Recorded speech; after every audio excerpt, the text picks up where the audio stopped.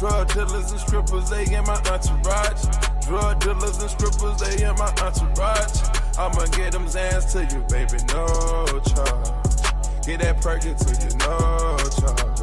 I get prescriptions to you, no charge. Bro, you wouldn't join the place we went to yesterday. You'd have liked it. No, you would have. Would have liked it. It was it ended up being like way more expensive than I thought it was gonna be. It was like $800 minimum for all the tables. Crazy. I looked it up. It seemed like a somewhat famous place. Yeah. What up, T-Rain? How the hell we doing? Travel places, they look at you like an alien. Started off my first check, I bought some daily. Try to give the recipe to you. What up, y'all? Good morning. How the hell are we? Good morning. What's up, Jew? You doing well, brother? Chewy, I just posted the tweet. Bro, I want to go retweet it. We gon' have fun, baby, no charge. What up, DJ Donnie? How you doing, brother? Higher Destiny, what up, dude? You got a job, too? That's beautiful. Oh, yeah. That ex-employee? Hell yeah. Driving the truck, dude? Or you tagging along in the passenger? Little passenger princess, Joe? What up, Brian? What's up, Brian? I know you still check your DM from time to time. Drug dealers and strippers, they in my entourage. You're in the truck? Oh, lovely. That's awesome. I'ma get them dance to you, baby, no charge. Boys, if you guys are on Twitter right now, come through on Twitch. Ramble Now on Twitch. Search up Ramble. You should be able to find it. We gon' have fun, baby, no charge.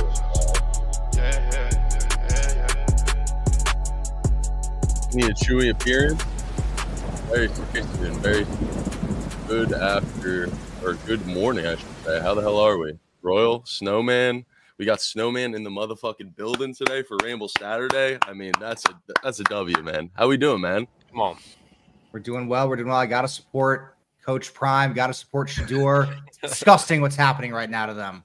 It's very timely wardrobe choice. I gotta say, I love it. It couldn't be a better time to rock that hoodie right now. Happy to have you on as always. This is what it's not your second time, it's your third time. Yeah, I think only second. I was on during NFL season. Yeah. Now we're back here. Is that your main bag? You'd say is NFL, or what's your main? I would say college is what most people know me for. Yeah. I mean, I like every sport. I like watching and following every single sport, but I think I've shown the most success in the college sports side of things. Yeah, I think so too. Myself included. Me and Royal kind of came up on the NBA and then built our following through college basketball. So we're in that same kind of group. And what up, Vinny? Koopa, what up? ATV, what's going on? Xander, L Sweatshirt. Oh, L Sweatshirt from Snowman there. Not the Prime hoodie. I ain't hard to find. We ain't hard to find. Just not in the top 3 rounds of the draft. No, he'll definitely get picked. But hey, Snowman's a Bears fan too. We got a lot in there. Yeah. Keep it down with the bear talk. This might get off the rails quickly if we let it unravel too much. I got rants to go from this draft. We got rants ready to go. Let me check the Twitter stream right now. Let's see. We got a few folks over there, guys. If you guys are on the Twitter stream, please come on over to Twitch. You can chat with everybody over here. Got emotes and shit, and it just helps us out. So come on over here. T-Rain, so, man, what do you think of this? This how you get in the lab?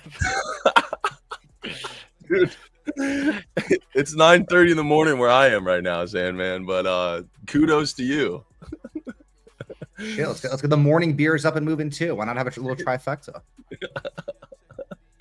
Mama Broad in the building. Yeah, they do. Thanks. I'm so rock right now. Let's get the fucking day started. Beautifully put. Perfect. Hello, mother. How are you?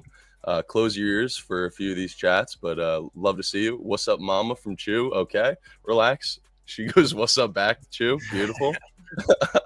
little dap up from Mama B and Chewy in the chat.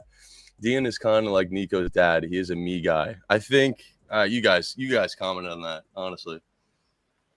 I don't know much about Nico's dad. I mean, I think it was the most recent why he transferred from Tennessee, right? I think that was his dad. Right. They were saying.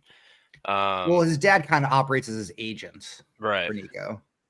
I think they're young adults at the end of the day. Who are you going to trust the most? Probably your father. I mean, I would be. This is millions of dollars we're talking about. Right.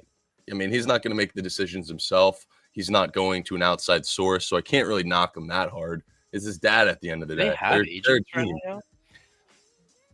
Regardless of if it's his dad or his agent, he still got bad advice about apparently the rumors that he tried to hold out before the playoff game for more money.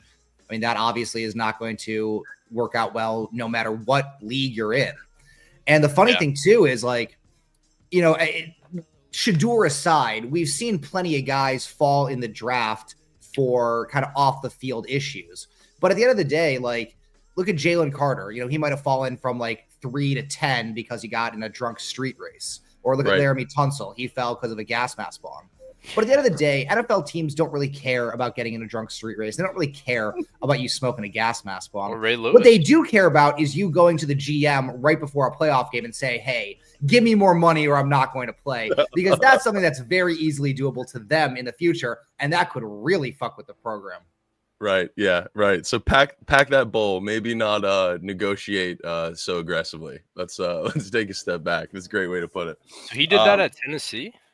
So that's the rumor. The main reason why he got cut was during the offseason. He was at practice the entire time, missed the spring game, and then the Oregon head coach Dan Lanning called Tennessee and was like, "Hey, Nico's dad has been reaching out trying to get more money from other programs." And then they're like, "All right, go fuck yourself. We're gonna cut you." See, I had no idea. Yeah, I had no idea. Yeah. Well, we got a fat slate to talk about, boys. Baseball and basketball included. Little bit of a streak with NBA. Knock on wood. Let's keep it dialed. I don't have the play locked and loaded yet, but I've been keeping it to one play per day in the NBA, and it's been working. Got to get the laser focus. We can kind of talk about the playoffs as a whole. We can talk about your first impressions, and then we can kind of go into some plays that we might like for today. I think we have 4 games, if I'm not mistaken, right? We got Cavs Heat, we got Thunder Grizz, Nuggets Clips, and Rockets Warriors. I've been loving the NBA so far. I don't know if your guys' opinions have changed from regular season to playoffs, but I've genuinely enjoyed the NBA playoffs so far this year. Maybe it's just because I'm doing well in terms of the betting market, but I thought it's night and day effort, though. Yeah, I think it's been competitive. I think it's been honestly pretty entertaining, regardless of what the box score says. And it's been really interesting to look into the games and kind of just lab them. Snowman, have you really dabbled with the NBA so far since playoffs have started, or NBA playoffs and regular season are like 2 different sports? Yeah, right. Like we just see the level of intensity go up way more in the playoffs. We see the defensive effort go way up, and we see the scores go way down. I mean, we're seeing the Celtics and Magic series over-unders are in the high 190s. When was the last time you saw an over-under below 200 in the NBA regular season? These over-unders are like 240 and 250. Yep. So it's basically 2 completely different sports. I definitely prefer watching and betting on playoff basketball. I certainly have not been as hot as you are. Part of that is because I think I've been going too hard in the prop market, where, as I'm saying, if we're going for more defensive games, that's going to be tougher to smack in the props. So I'm definitely enjoying the playoffs. And I'm excited for today's games. I actually really like the quality of basketball that we're getting. And it seems like, even in the first round, pretty much all these series outside of OKC Memphis are competitive. Maybe the Cleveland one we'll see today. Cleveland might, stab the knife in Miami's heart, but we're seeing a lot of great basketball. And I think we're gearing up for a really, really strong playoffs. I agree. Yeah, I think the later rounds are going to be a lot of fun. Well, yeah, I mean, some of these series just suck, right? I mean, like, Boston's going to win. Obviously, they lost last time, but they're going to move on. Cleveland's going to move on. OKC's going to move on. But then the next 2, like Denver Clippers, that's a really good one. Rockets Warriors is, I think, a little closer than people thought. I know it's only been, 2 games, but a lot of people thought the Warriors were just going to kind of roll the Rockets over. So, yeah. And then you get the Knicks and Pistons, which has been pretty good. What's the other one? Lakers T-Wolves is okay, too. It's up and down, but I think that one's going to turn up. Yeah, I think it's been awesome and full of kind of like storylines in terms of like I look at like the sample size we have so far in the playoffs, and I mean, we know who the favorites are, obviously. I mean, the Thunder have looked dominant. Boston's up there taking away game 3. But other than that, I mean, these games are pretty tight. Detroit and New York was a lot closer. Yeah, I'm gonna say, dude, if the Pistons make the right moves after this year, like they're gonna be good. Like, I mean, build around Cade. That guy is a star. Yeah. No, I agree. And Pistons still have Jaden Ivey, who's not even playing right now, one of their top young guys. I mean, he's a winning player, Cade. The way he plays, the way he takes those high quality shots and gets everyone involved, they're gonna be good if they add the right pieces. I think they need like some sort of scoring center. Like Duren's okay, but like he gets them into a lot of trouble. Like if they had somebody like, let's say like Porzingis or someone like Towns, like just can get their own bucket. I mean, Trace Jackson Davis. Yeah. We saw what like Towns game 2, right? Didn't score in the second fucking half. Next game he goes crazy. Like they need somebody like that in my opinion, because they got good shooters. I think they just need like another. Like someone like Holmgren, even like that. Need another layer, in my opinion. We called it with the Knicks and the Detroit. The X factor for the Knicks is, I mean, it's Cat. Yeah. It's Cat. If Cat is doing job, they're going to Brunson win. And Cade are going to pretty much wash each other out. They're more consistent at the end of the day, too. Obviously, Brunson more so. I got to plug in my computer before it dies on me. 1 second here. But yeah, Detroit's been impressing me, man. They're the most impressive team that I thought was a trendy underdog that is turning into. I mean, you can see it just watching the games. They're competitors. They play hard. They're playing really well. I don't know if it's a new regime with Detroit. I don't know if it's the Cade effect leading these guys and having them play their best basketball. But Tobias has been amazing for them. Detroit, to be honest. I will never say that, but I know. For his expectations, I mean, he's been really good. I don't think he played too well 100%. Last game, but even still, you could see he's probably one of the most composed players because he's been there before. I mean, granted, it didn't work out in Philly all the way, but he's a lot of playoff experience, and you can kind of tell. First game, I mean, the offense went through him. Cade was struggling big time. First playoff game, it's not really a surprise, and Tobias was awesome. Yep. Tobias has been good. I mean, the fact that he put up 25 in game 1 was just insane to me. Watching that was crazy. Wish I had a glimpse of that on the Sixers.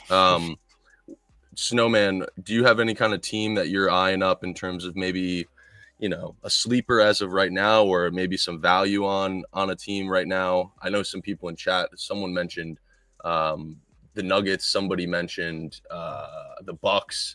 I don't know about the Bucks. The Bucks are such an interesting team to me.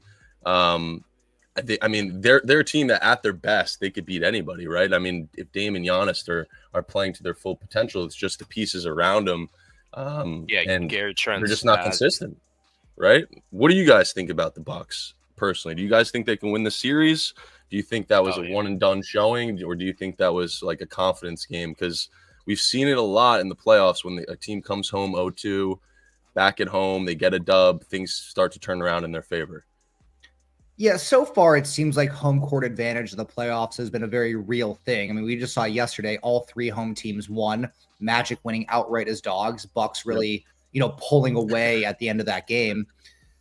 And I'm a little bit concerned for the Bucks because of Damian Lillard. I'm not just saying that because I got smoked on him both of the last 2 games, falling for the Lillard prop bait.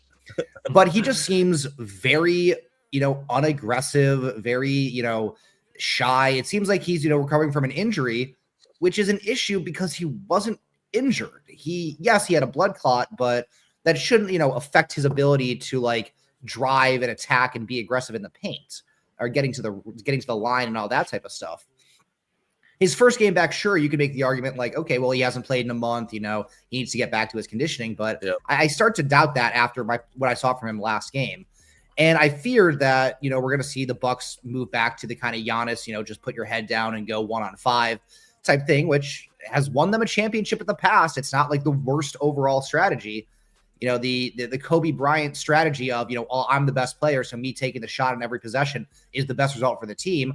You could argue if there's any one play in basketball that you could apply that to, it is Giannis driving to the basket. But now you also got Doc Rivers as head coach. I'm not super high on him. I kind of think this was the home court crowd got them super hyped up. I still am looking for the Pacers to win this series. Thank God for Gary Trent in my Bucks ticket last night. I mean, the dude puts up 40 points in replace of Dame Lillard being completely ghost.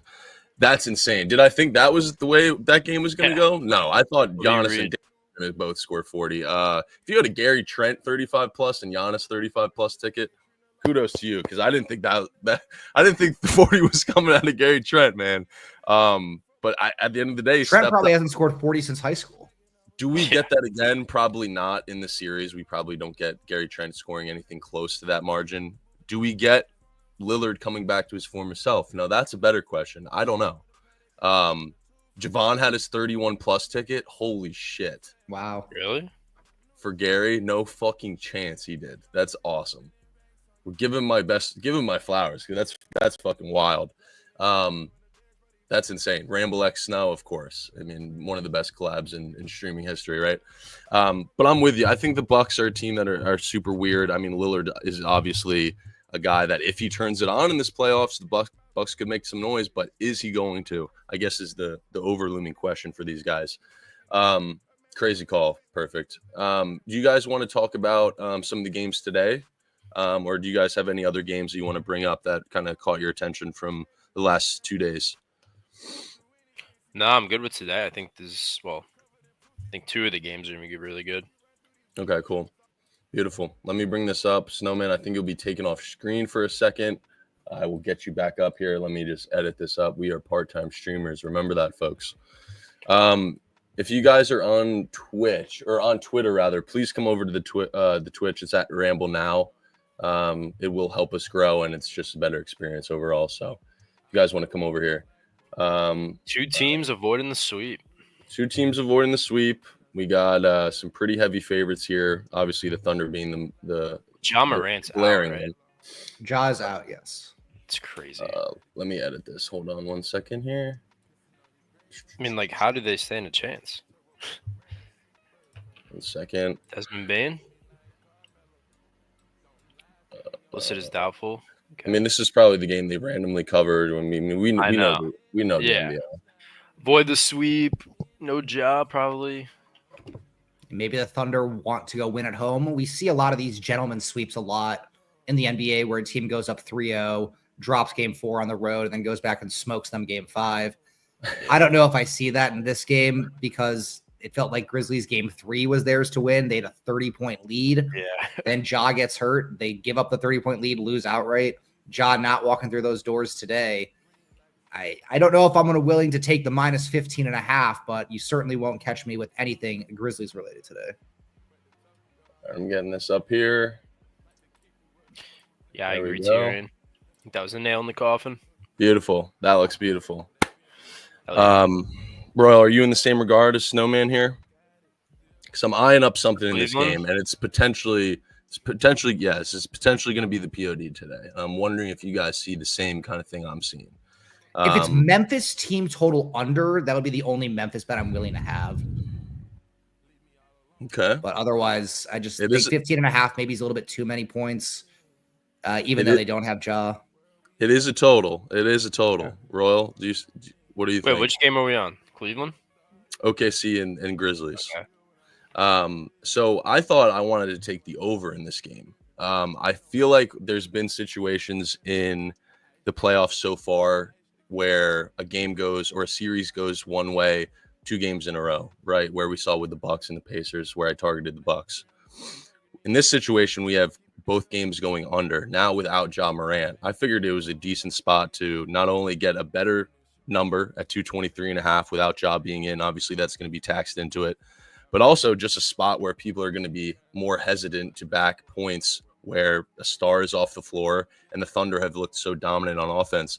I think it's pretty interesting that Memphis's team total, I know they're at home now, 103.5, which I think is interesting because, I mean, their last game put up 108.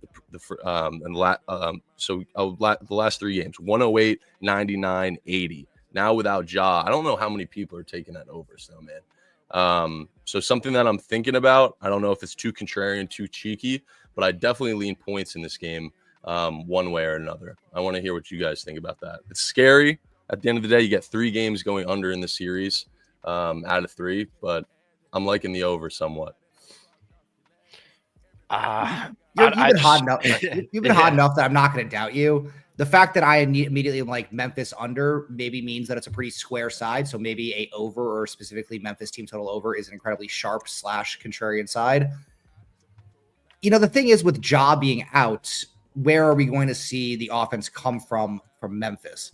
I could see it if this game turns into a super high scoring affair where if OKC just gets super hot and then Memphis needs to like, you know, go super fast to catch up. Yeah. But maybe the fact that I don't like it means that it's a great play. You know, so I certainly wouldn't doubt that, because taking the sharp side of things, it just seems, in this game especially, it just seems so gross, but gross usually pays. And it's not like I want to target Memphis strictly. Like, I'm not talking about Memphis team total here over, and I'm not trying to back the Grizzlies. I don't want to get that cheeky. Okay, you're talking about just the overall over. Right. I think the full game over is the best way to target. Not only we have the total of the last game was 222, 223.5 without obviously Ja being out. So you can look at it kind of two ways.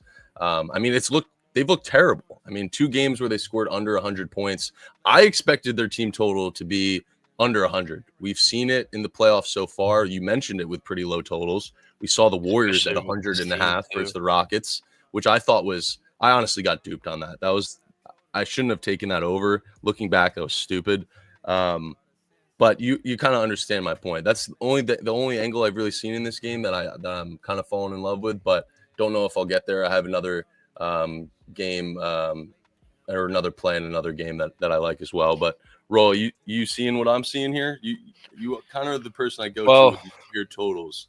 And yeah, I mean, if you think about it, you got to think the general consensus here is you just have a blowout looming. I mean, like I said, Thunder probably overall best team throughout the regular season. I mean, them and Boston were on another level. Right. Boston kind of fell off towards the end, whether it was injuries or maybe they wanted the 2 seed. I don't know. Who knows? But essentially, you have the most dominant team in the NBA for the most part. Everyone knows their defense is miles above everybody, which plays into your read here. They're up 3-0, right? Sweep seems pretty telling. No Ja. I mean, you got to think Grizzlies are going to pull out everything here. So I don't hate it, to be honest. I think the under – I kind of with Snowman, right? You think of this game, OKC probably just clamps them and goes home. But things get weird when you're down 3-0, especially without your star player probably. Right. I wouldn't be surprised if it goes over. I mean, there's really no reason to give you. It's just kind of how gambling works. Yep. The more I sit here and the more I listen to this, the more I'm actually intrigued by Memphis plus 15. Yeah, I mean, like, we could hate ourselves. It's like, so under gross, too good. Yeah, it's like they probably lose by like 13. It's a lot of points in a game where OKC probably doesn't really mind losing. We see it all the time in the NBA. 3-0. Lose, go back and dominate on your home court. This game is also the highest over-under of the day by 10 points. Isn't that? So that actually could be telling by the over as well. I just don't like that total is just so weird to me because I've been looking at the team totals quite a bit, and 103.5 without Ja just doesn't compute in my brain. It just doesn't. This is a good point. Their defense is bad and they play so fast. Like, I think it's just saying the opportunities, because like the way the Thunder play, like they score at a very high clip as well. And you got Memphis who just sprints up and down the court. And now that they got rid of Jenkins, I mean, the rotations aren't completely fucked. So you're going to have the best scorers out there. And you look at these other teams, I mean, it's night and day pace. I mean, Heat are probably one of the slowest. Denver's up there. Clippers are up there for slow pace. All these teams are much better defensively as well. So I think it makes sense as the highest, but I mean, 223 again without Ja feels pretty high for given the stakes. You know what player? Best right defense in the league too. I'm looking at the props right now, and generally with Ja going out, you would expect everybody on Memphis to be 3 to 4 points higher than they normally are, because that's 25 points out of the game that need to be redistributed somewhere else. Right. And it doesn't really seem like the Memphis lines are that different. D. Bain is at 20.5. I feel like he's been higher with Ja in the game. Scottie Pippen Jr. got a few points at 14.5, but we would probably expect him to play 40 minutes now without Ja in a game like this. JJJ still at 23.5. Edie's at 8.5. So maybe Kennard up a little bit. But if we like the over, it seems like there's a lot of value on these Memphis guys. Yeah, you're right. And I'm looking at, it's funny. You know what? One player who hasn't gone over their points line once in a series, and it's pretty obvious who it is on Shea. OKC. Yeah. SGA hasn't gone over his point Yeah, line clinic once in a pending. series. Have they been doubling him? I haven't watched this game. Yesterday's was brutal, or the game before. He lost by a hook, on the hook, missed a dunk with 8 minutes to go, and didn't score the rest of the game. This could be the Shea 40 ball, bro. It really could be. I mean, he's been at 32.5 this whole series. He's at 31.5 now. I mean, he's gone under 3 games in a row, 31, 27, and 15. I am with you with Memphis's lines not really adjusted as much as I thought it would. I mean, Bane was at 20.5. He's at 21.5 some places, but a 1 point adjustment doesn't really feel right. So, Snowman, I think you're onto something with that too. It's kind of weird, different angles to look at in this one. Chat, what do you guys like about this game? I'd love to hear what chat thinks about it. Looks like some people were interested in Memphis, which is nasty. That's rolling the mud with the pigs play. Let's be real.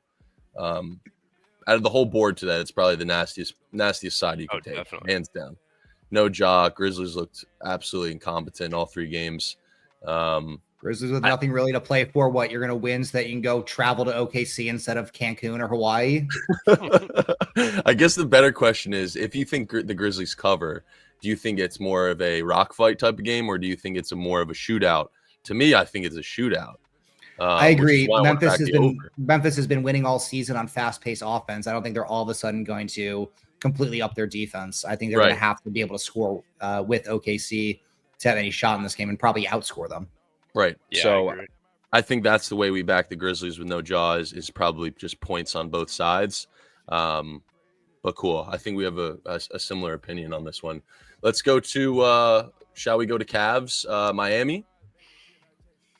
So 2 teams that I think have the under brand of basketball, at least, in terms of you look at these teams and you just think not a lot of points. It's funny because both these games in the series have went over.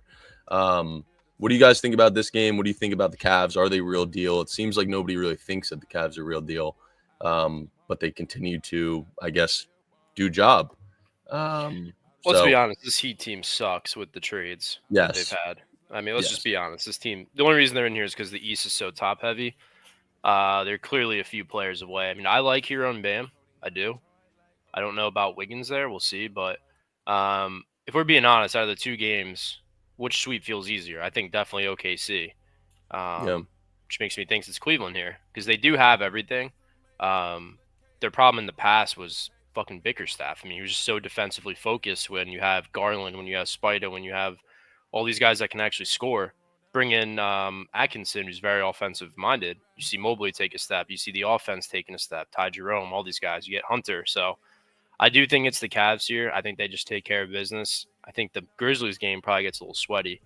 But I think there's got to be one sweep in the East. Celtics just blew it. Give me the Cavs. So, man. The Cavs have scored 121 in both games. We've had 221 and 233 as the over-under. Now we're all the way down to 213. Mm-hmm. Miami, while I'm not going to say they're going to have a great home court crowd, it is Saturday at 1 o'clock for the 8th seed. I don't even know that the arena is going to be full. We've seen that in the past with Miami Heat playoff games. So I'm not going to say that, they're going to have a huge crowd that's going to will them back in the game like the Timberwolves last night. But Spoelstra obviously has some magic back at home. We know the role players generally step up at home. And I think that Spoelstra is good enough as a coach. And this line being down to 6 when Miami has shown really no fight at all. We have a low over-under where if this game even is around 213, I think it definitely favors Miami. I think Miami has too much experience. They've got a lot of guys who have made it to the finals. They have a finals-winning head coach. I kind of like them in this game. This line opened at 4.5, it looks like. It is all the way up to 6, so clearly the whole public is on the Cavs. I kind of like the Heat plus 6. I don't mind it because what I saw with the Bucks that I love in this terms of the Heat is applying the spread to basically the games of the series previous, right? We're applying this plus 5.5 to these games. Obviously, they're in different scenarios, so take it with a grain of salt. But I absolutely love it because similar to what we saw with the Bucks yesterday, they got blown out by the Pacers. Who wants to take the Bucks laying 5 after they looked like complete shit and lost by close to double digits in both performances. Similar here. I mean, they went into Cleveland and lost by double digits essentially in both games. They lost by 9 in game 2, now getting 5.5. I love the fact that you mentioned the total, Snowman, because that's what I was looking at the most. I love the under. I think both these teams have been shooting pretty well, especially the Heat. I mean, they shot close to 50%. I know the Cavs, but we know that's more of an average for them than the Heat. They're not a great offensive team, and they've shot close to 50% in both games. While I think I do lean the Heat somewhat in this game, I do want to back a defensive grudge match because we haven't seen that in this series, and I think both these teams have that kind of brand and style of basketball at the end of the day. Do I think this high-paced, high-scoring affair keeps up for three games in a row in the series? Probably not, and I think the total kind of tells you so. I want to lean into kind of just both these teams playing a nasty, nasty game more so than I want to back the Heat, really.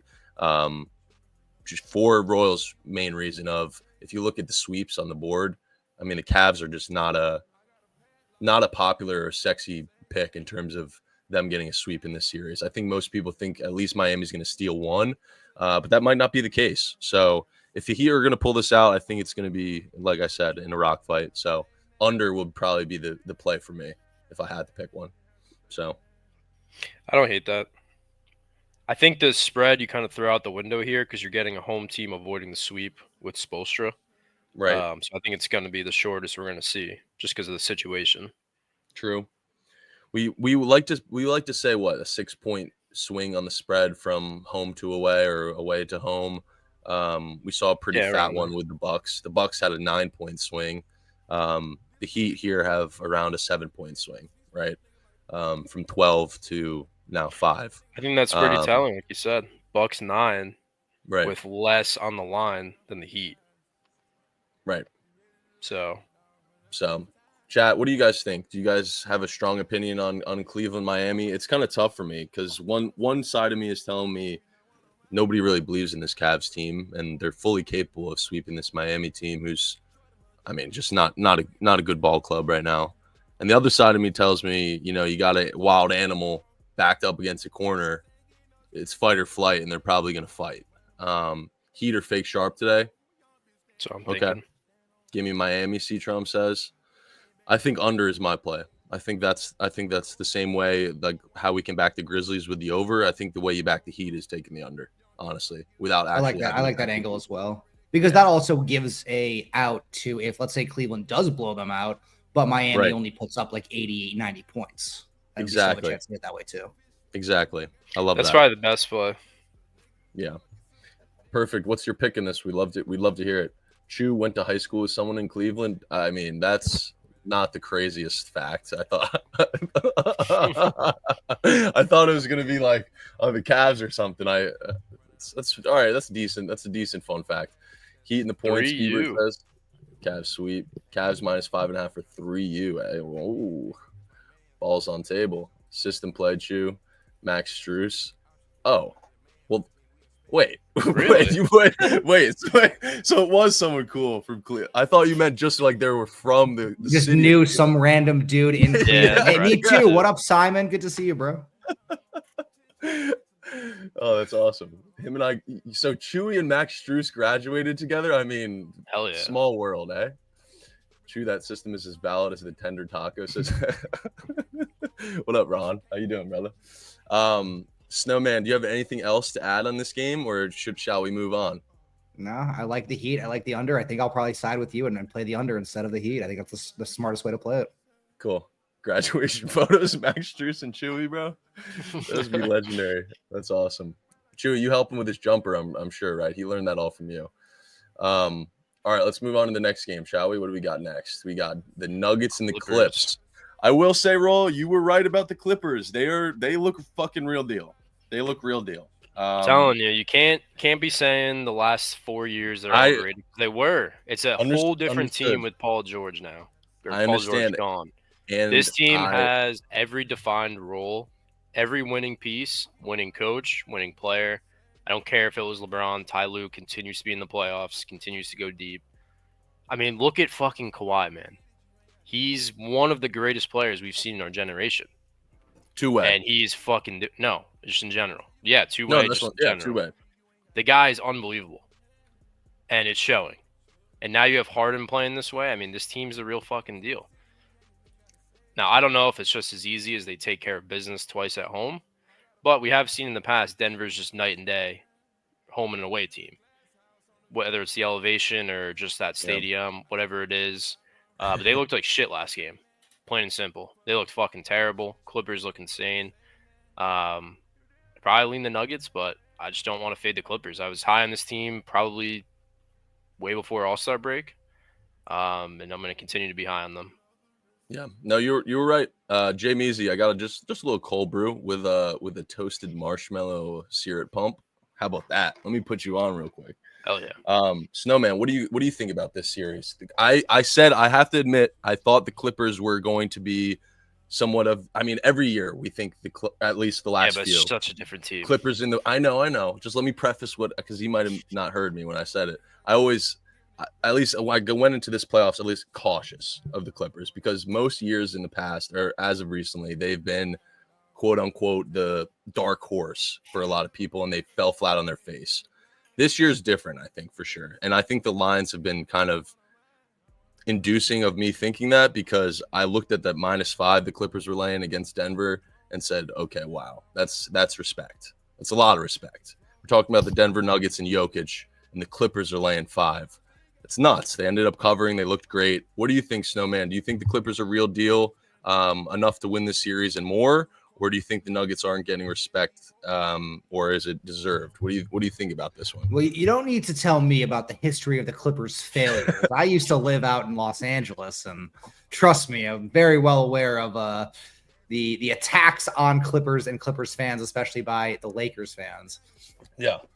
But I do agree that this Clippers team is very different from all those other teams in the past.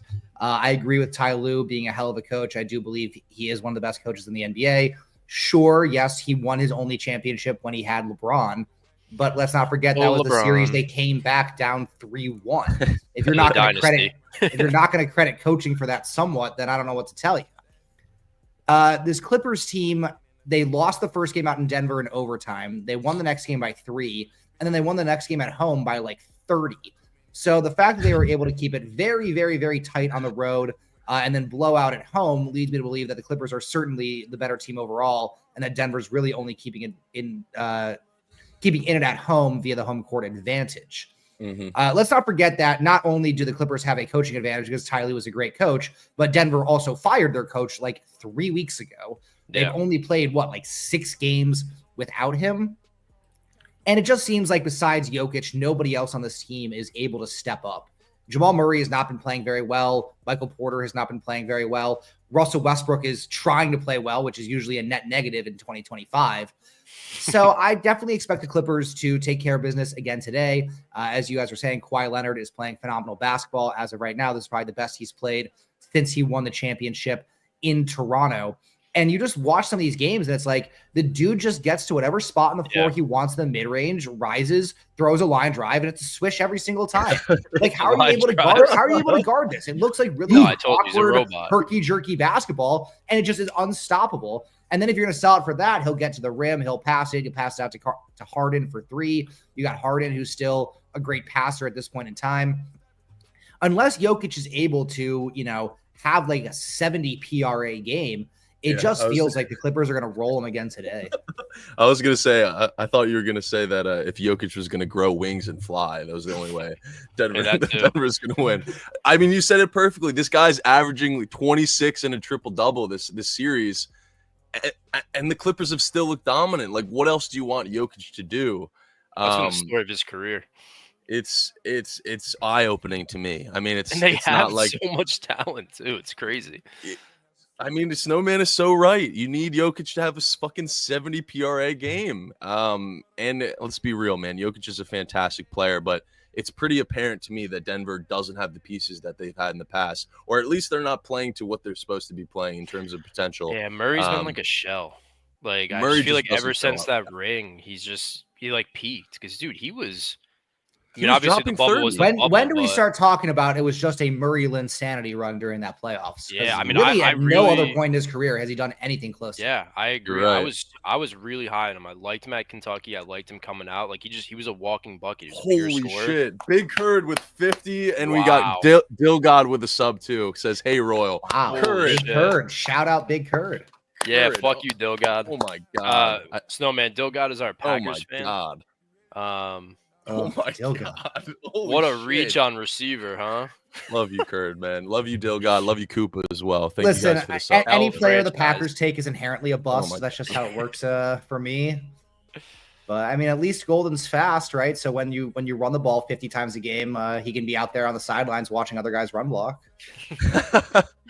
Curd, thank you, brother. Football as well. That's awesome. Thank you guys for the support, man. That means a lot. Appreciate you guys. You W guys don't Curd, have to W sub. Curd.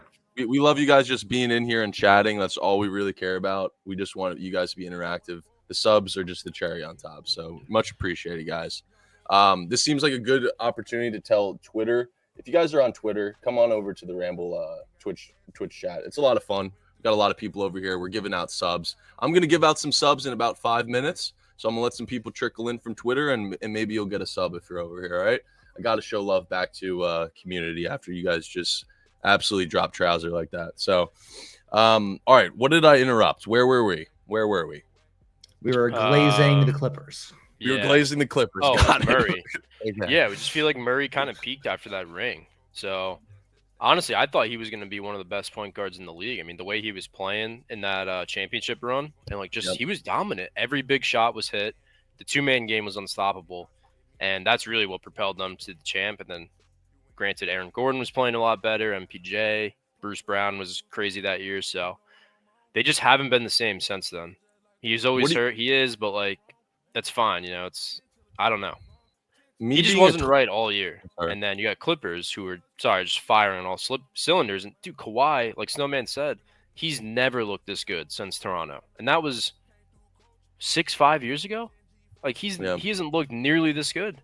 And when he's playing that way, I told you, I genuinely think he's an all-time great. I think he's probably the third best player of this generation. I mean, granted, where you keep LeBron in that, obviously, if you want to put him in it. But I think it's him, Curry, and Durant.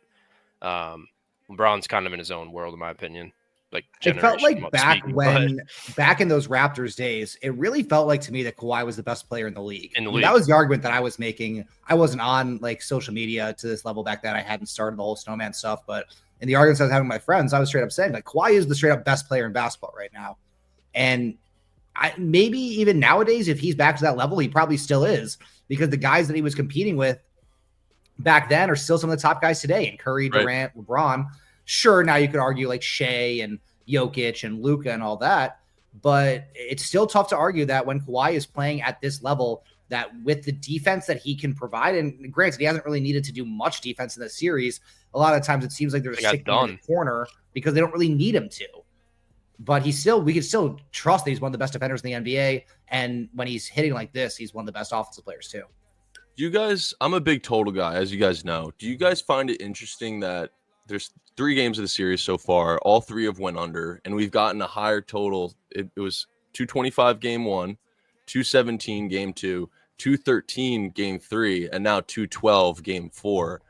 That's interesting to me. I don't know if that's the books adjusting to how good this Clippers defense is, or maybe just they didn't expect the style of play to be so grudge matchy. But do you guys find any kind of like, I guess, do you see any kind of read within that? Do you lean any type of way in terms of the total? Do you think it's just going to stay consistent with this defensive style of play, or do you think we're going to have offense kind of open up at least one game in this series?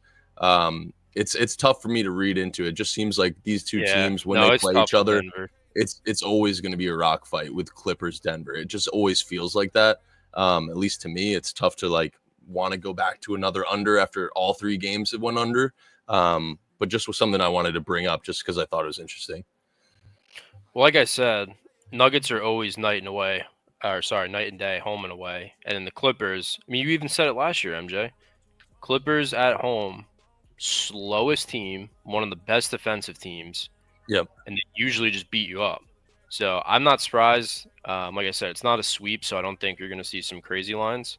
But I'm not surprised it's low, but I do think the Nuggets kind of find themselves, if you will. I think they're probably going to switch some shit up and just hope it works. But like I said, I really don't think, like, I'm high in the Clippers, like I've been saying, but I don't think I don't think they're that much better than the Nuggets where they're just going to blow them out twice at home. Yeah, that's fair. I think we're going to look back in retrospect and realize that missing out on these unders in the first game or two in every series was a mistake, because the books nowadays pretty much price everything via algorithm. And I think the algorithm just wasn't adjusted enough for the incredible increase in defensive intensity going from the regular season to the playoffs. I remember a series a few years ago when it was Boston versus the Heat, when the Heat ended up winning that series when Boston was the 1 seed, where Butler, they won. I think the Heat won the first 3 games in that series. And it literally took until game 4 for Miami to be an outright favorite. Even in game 3, after they had won the first 2 games on the road in Boston, and they clearly looked like the better team, they were still short underdogs at home in game 3. So I think this is maybe a good thing to look out for next year, where it's like the first game or 2 of all these series, especially if the numbers are super high. I mean, again, we've seen Memphis's over-unders this year in the regular season be in the 240s and 250s, and now it's 25 points lower. So I think that this under dropping down is probably where it should have been the whole time, and we probably just missed a lot of value on the early unders in the series. I think this is probably a fair line. I don't have a lean on it one way or the other. Just my note is that maybe next year for the first round, just kind of blindly take some early unders. Wow, you're right, because I'm looking at game 1, Orlando, Boston, under. Obviously, Cleveland, Miami went over. OKC, Memphis, game 1, under. Denver, Clippers, game 1, under. Houston, Golden State, game 1, under. I'm looking now for Minnesota Lakers, game 1, under. Now let's see for Bucks, Indiana, game 1, under. Wow. So I think only 1 out of every game 1 this year went under, Snowman, except for, funny enough, probably the most obvious other than Orlando, Boston, Cleveland, Miami, the one game that nobody wants to take an over with because of these 2 teams and just what they're known for. That is really interesting. That's a great point, Snowman. It's a great point. I didn't think it was that under heavy in game 1. That's actually insane. It's insane. Out of 8 games, 7 of them went under for game 1. That's crazy. That's crazy. All right, we had a lot of good dialogue for that game. Let's move to the Houston Golden State, and then we're obviously going to talk about some MLB too. So strap in for that, chat, dude. This is the coolest. The Warriors series. not look easy here. This is the coolest series. This series is so fucking cool to me. Well, yeah, it's like new generation versus old. Yes, exactly. 100% is. You get Steph Curry back up against the wall against these new cats that are young playing. They're playing a little dirty. They're holding Curry. They're drop kicking Jimmy Butler and giving him a pelvis contusion. They're doing everything they can to beat this Golden State team. What do you guys think of this series? So do we have confirmation on if Butler is in or not tonight? I think I saw him getting treatment. Yeah, I saw him getting treatment. He's a suction cup or whatever. He's a demon. Let me look up his status. Serious Jeopardy. He wants the playoff Jimmy shit. He's invincible. Plays through injuries. He's so tough and big. Relax, dude. Relax with that. Right. Choice of words is a little suspect, but I do agree, at least with the first part of that. I'm seeing there's a chance. I'm seeing questionable, and then I'm seeing serious Jeopardy. I would assume, based off all those context clues, that he is playing. Cryptic message about Warriors star health. Okay. Yeah, nobody really knows. But a pelvis injury, I don't know. I think that's doesn't sound good. And he basically has a butt muscle contusion as well, is what I'm reading. A gluteal muscle contusion, which is your butt for all you youngins out there. Got a sprained coccyx. Okay. I don't know if it looks easy, Royal. Why do you think it looks easy? Is my first question. Because you can argue they got blown out, but in 2 games on the road, they lose Butler in the second half. A lot of people are first quarter, I think. First quarter was. I really wasn't watching.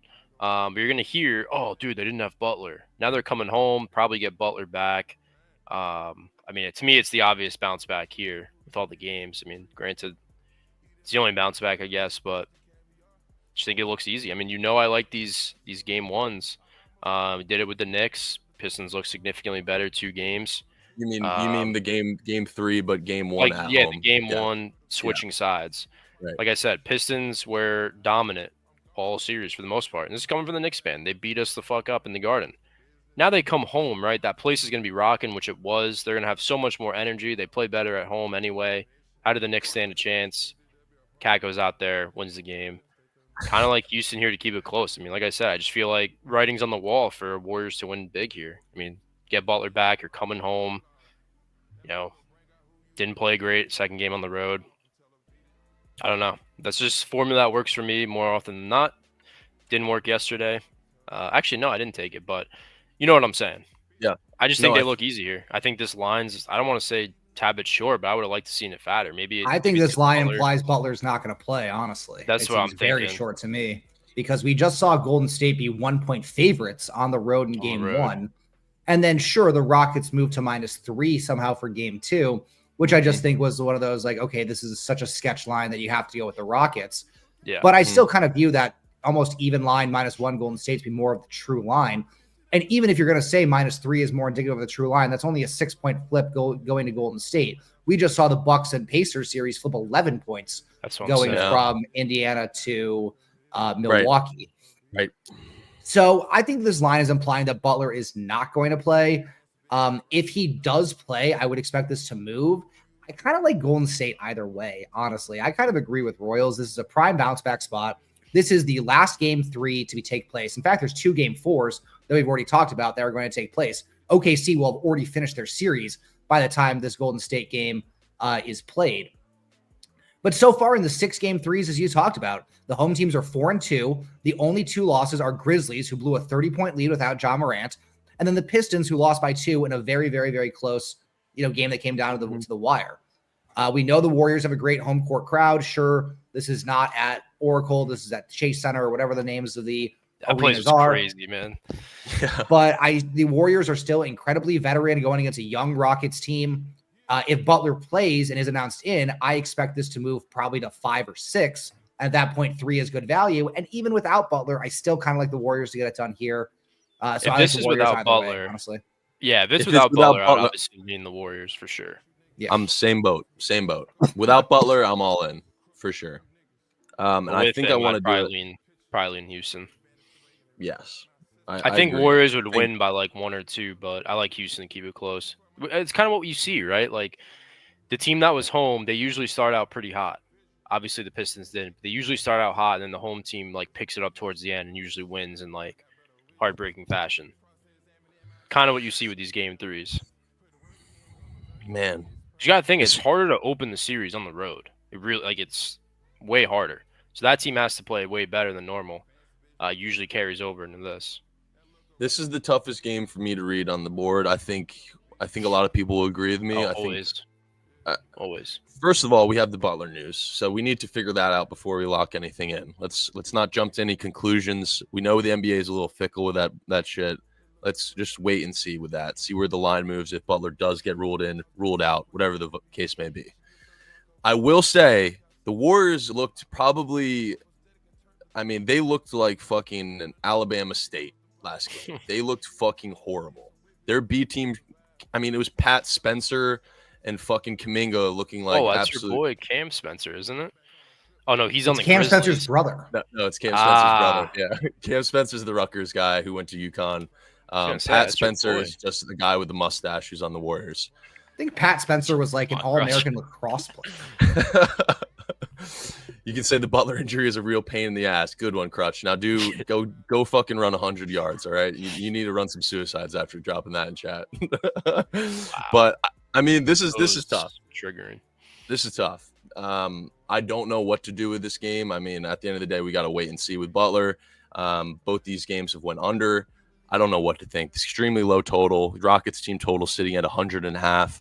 Usually, at least what I've seen so far in the NBA playoffs is when a team is sitting at 199, like I took with the Warriors over in game 2, they completely fall on their face. Yes, Butler got injured and that they probably would have went over. I mean, they landed on 94 without Butler and shooting like complete shit. So I'm not going to say it was a horrible read. At the end of the day, I'm not going to make excuses, though.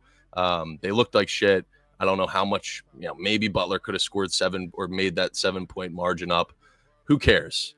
At the end of the day, I like the Warriors to win the series. I feel like this game is very indicative in terms of the series winner. I think this is a massive game, and not only is it tied 1-1, but if the Warriors drop game 3 in their own crib, I feel like the Rockets are going to have that momentum to push them for the rest of the series. I think this is more of a must-win scenario than people realize with Golden State. I really do, especially if Butler doesn't play, which makes me kind of scared, man. Honestly. So, Royal, you're honestly, you don't give yourself enough credit. You have a great unbiased way of reading games from a public perception. So tell me if I'm wrong. Do you like what I said? Well, no, I like what you said, but it makes me lean Houston. Must-win scenario? I don't know if I agree with that because they lose this game. What? I'm saying more of a must-win because of just the momentum the Rockets will have, and without Butler, I think that's exactly what's going to happen. I really do. If Butler's in, I think Rockets either take it close or steal game 3 here, and then you see the Warriors kick it up a notch. Like Steph knows how to do. Draymond, as much as I don't like him, these guys know how to win. Especially Butler. He's going to the finals. He's beaten. I mean, that Bucks team was crazy. And I think he beat the Celtics too. Like, he knows how to win. And that was all him, to be honest with you. He's scoring like 35 a fucking game. I think Rockets keep it close. No, you're good. One of my golden rules for the NBA playoffs is you have to lose before you can win. We basically see it every single year with every single player. There is who was the last player to come in and actually win in their first time in the playoffs? Magic Johnson. Legitimately, Magic Johnson, I think, is the last one. We saw OKC be the 1 seed last year, lose in the second round. We saw Boston lose for years before they finally made it to the playoffs. We saw LeBron lose for years, had to go to a different team. We saw OKC with that Durant, Harden, Westbrook core lose, never make it. You have to go through the losses so that you know what it actually takes. Because again, the level of play, the level of intensity just rises so high in the playoffs that for a team like Houston, who's very young and very inexperienced, for the majority of their players who actually get minutes, this is a lot of their first times in the playoffs, period. The only players with any playoff experience is Fred VanVleet, Dylan Brooks, and Steven Adams. If you're going to be relying on those guys to get it on the road, good luck. The Warriors are a team full of winners. They've got championship coaches, championship players. Even Butler, as you said, not even being on the Warriors, he single-handedly led Miami to the finals as well. So I think that now going on the road for their first, this is Jalen Green's first time in a road playoff environment. These are a lot of these guys. This is, probably Şengün, Jabari Smith, Amen Thompson. This is all their first road playoff games. I cannot get behind them in this spot right here. I have to take Golden State. It's a great point. It's a great point. You got Royal. Well, I'm going to wait on Butler, but if he's in, I mean, they have Jeff Green. If you're relying on Jeff Green in this game, I'll take your action.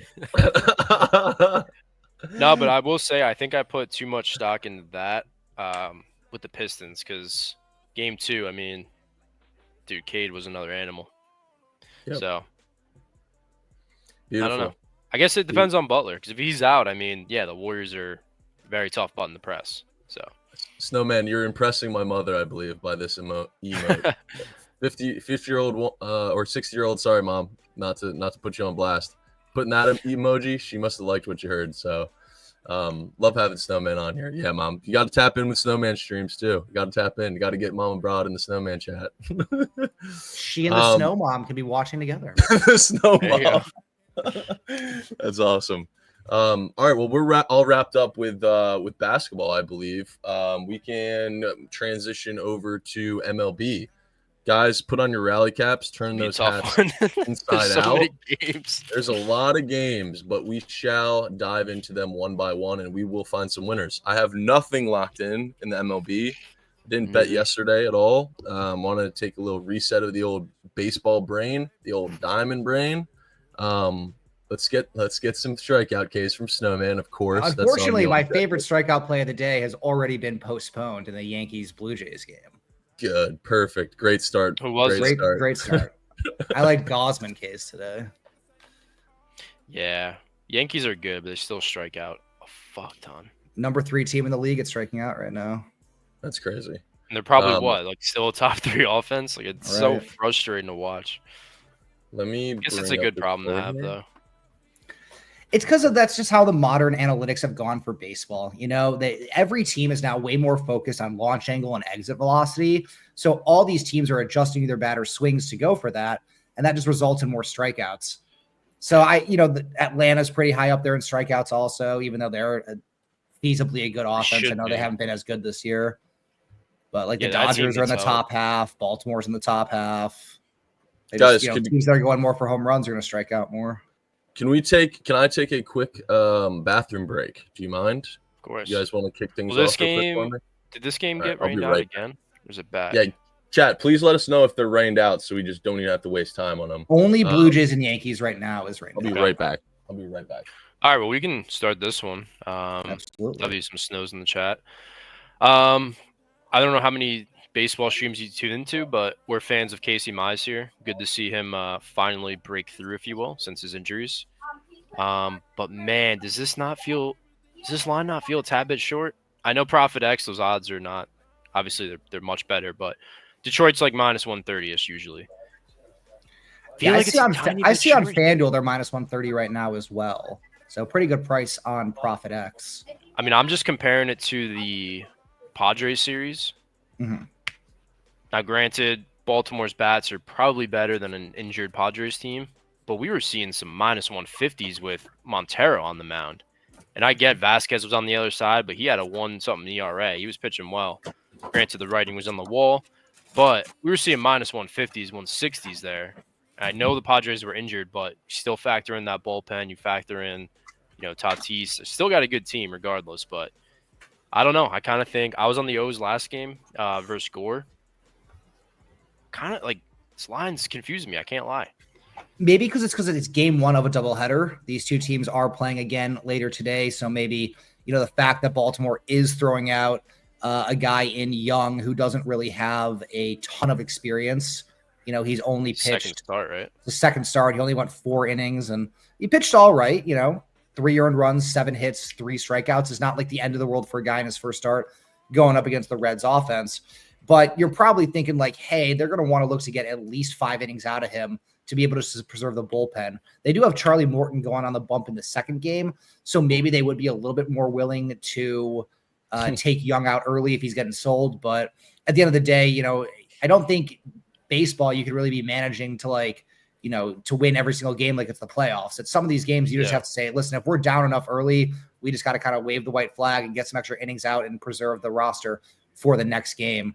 So I would look maybe at game 2 in this one. I generally prefer to take the second game of a doubleheader, see how they did in the first game. Generally speaking, I like to take the team that lost in game 1 to win game 2. So I could potentially maybe be looking at Orioles game 2 if Tigers win this one. Because while everything kind of does point to the Tigers, they've been sneaky good this season, 15-10 compared to the Orioles, 10-14. I think most people would agree the Orioles do have the better bats in the lineup. Mize has certainly been impressive, but if you want to back him, I don't hate it. I do think the Tigers probably win game 1, and if they do, I would look to get on Orioles game 2. Okay, so MJ, I don't know if you missed this. You were on the Tigers last series. I mean, I was saying I feel like the line's a tad bit short. We were seeing 100%. minus 150s. Bro, you had Mize versus the Royals at the same price. I know Baltimore's not great this year, but that's short. The Royals are hot dick, man. They were minus 130 with Mize. Same scenario. Detroit at home, minus 130 against the rat shit Royals. This line's for sure short, in my opinion. For sure. I don't think there's it's any just way tough you because can argue Baltimore still gets respect because of their bats. That's what's concerning. But Baltimore's not the same team. They're gonna have. I mean, they have the pretty little orange bird logo as same as last year, so everyone remembers the crazy ATS wagons that they were. Or ATS, you know what I mean? They cashed pretty much every fucking game, or at least it felt like last year. That's probably not going to be the case this year, which is tough to read into odds. I'm right there with you, Royal, because I feel like they get that tax of good ball clubs, and I don't know if they are. We know their pitching is horrible this year. Terrible. I mean, I would lean Baltimore. I don't know if I'm going to get to the counter, but I definitely lean Baltimore. Snowman, were you in that same bucket, or are you going the other way? You said Detroit game 1, Baltimore game 2. I was saying pass game 1 and look to take the loser in game 2. Yeah, the doubleheader does fuck shit up because, like you said, if Baltimore's down, it changes when you have another game to play in a few hours. You're not gonna throw everything you can to make a comeback. So it does kind of change things. I think if you see Mize get a good lead, they probably let him go pretty far. Bro. Do you know what this is the first scenario for the Tigers? What part of this game is the first time ever in the season? Probably a 9 total. First time they've seen a 9 total all year. Highest they seen was 8.5. They did see 8.5 versus the Padres in that last game, and it went under. Same as the game 1 versus the Padres as well. But I'm not seeing any 9s previous to this, so it kind of makes me like the over. 16-mile wins blowing out. The home run numbers are pretty short, though. The biggest favorite is only plus 430, and then the number 2 is plus 520. So FanDuel is not anticipating good home run chances here in this game. Interesting. That's weird. Mize is coming off a 1 earned run game and just came off a homer. He's been insane. He's had one bad start. Yeah. One bad start, and it was in Minnesota when he gave up 2 bombs. Yeah. That's how it works. Minnesota's the team to light him up, right? Makes sense. Yeah. I think we can definitely expect Mize to go pretty far in this game. He's gone at least 17 innings or 17 outs each of the last 4 starts. And obviously in a doubleheader, they should want him to go as far as possible. I don't even see a second pitcher listed right now for Detroit. They have Morton listed for the Orioles, but maybe they're looking for a bullpen game, even game 2. Huh.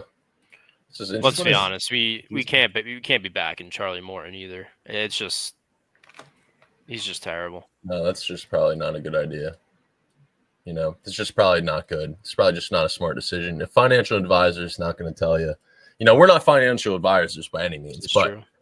I don't think any FA out there is going to tell you to back Morton or whoever the fuck we just said. Sorry. It's true, mid-major. Comerica is a big park. That's a good point. I would have thought with the win, though. I mean, 16 miles is no joke.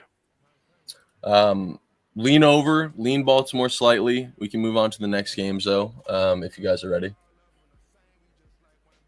Sure. Yeah, this is you got 2 dog shit pitchers. I don't know, Snowman. You seem like you like your pitchers, like Tanner Houck, man. What is not high on Tanner Houck? Not high on him at all. I liked him last year, and then he started off good, and then he just fell off the fucking rails and just hasn't recovered.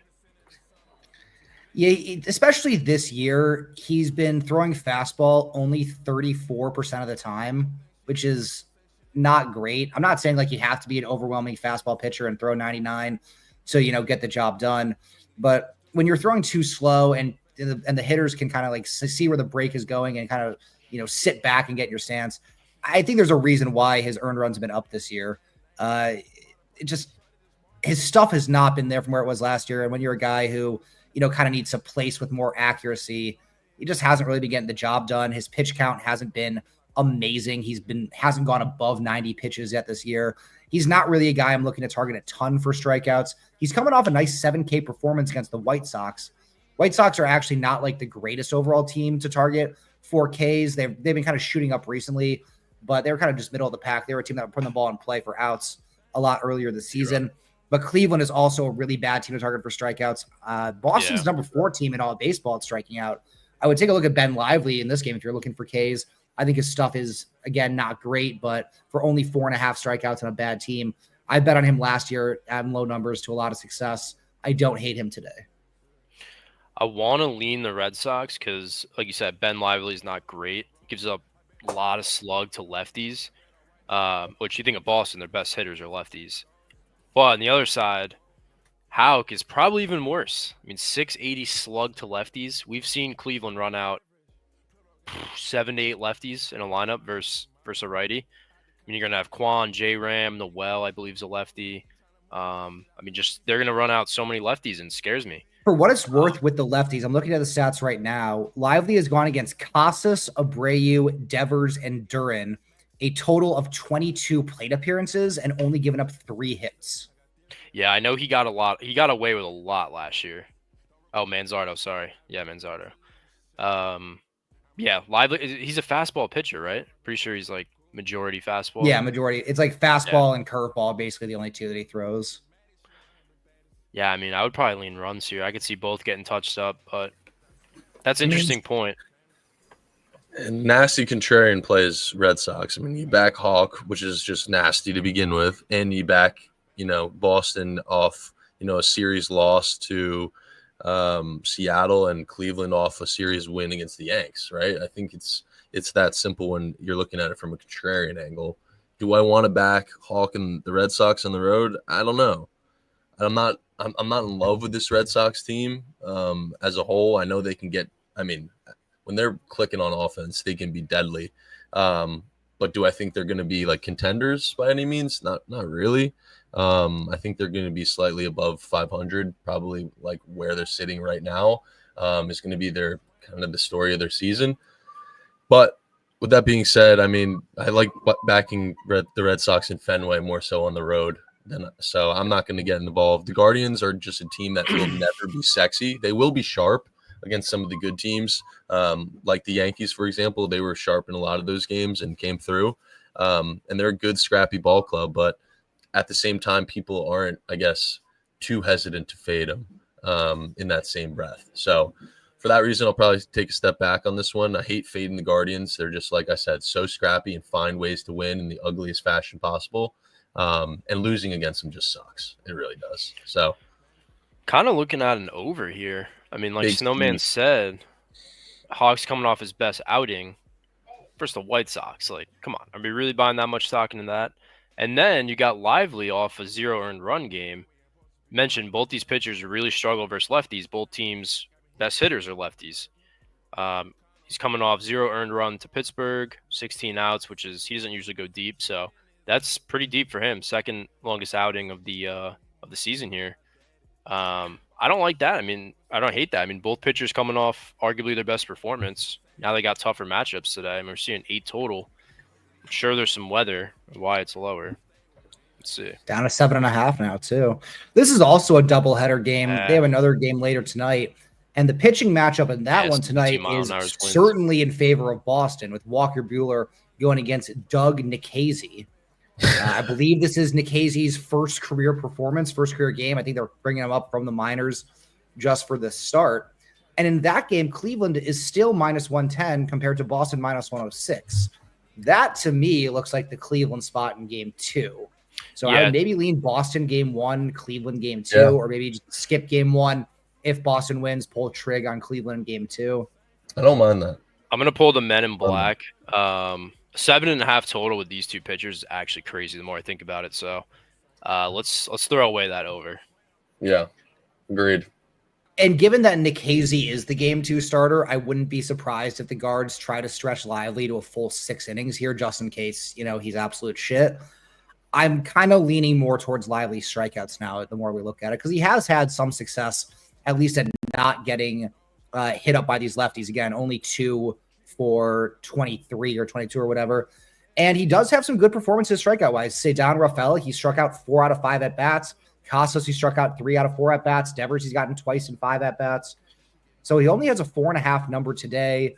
He is coming off of a 3 strikeout performance. He's only had a max of 5 on the year anyways. And again, Boston is a really good matchup. It's a top 4 team right now at striking out. Maybe I'll look to replace Gausman with Lively. Well, Ben Lively? I'd back that. I'd probably back that. Snowman, I don't hate that.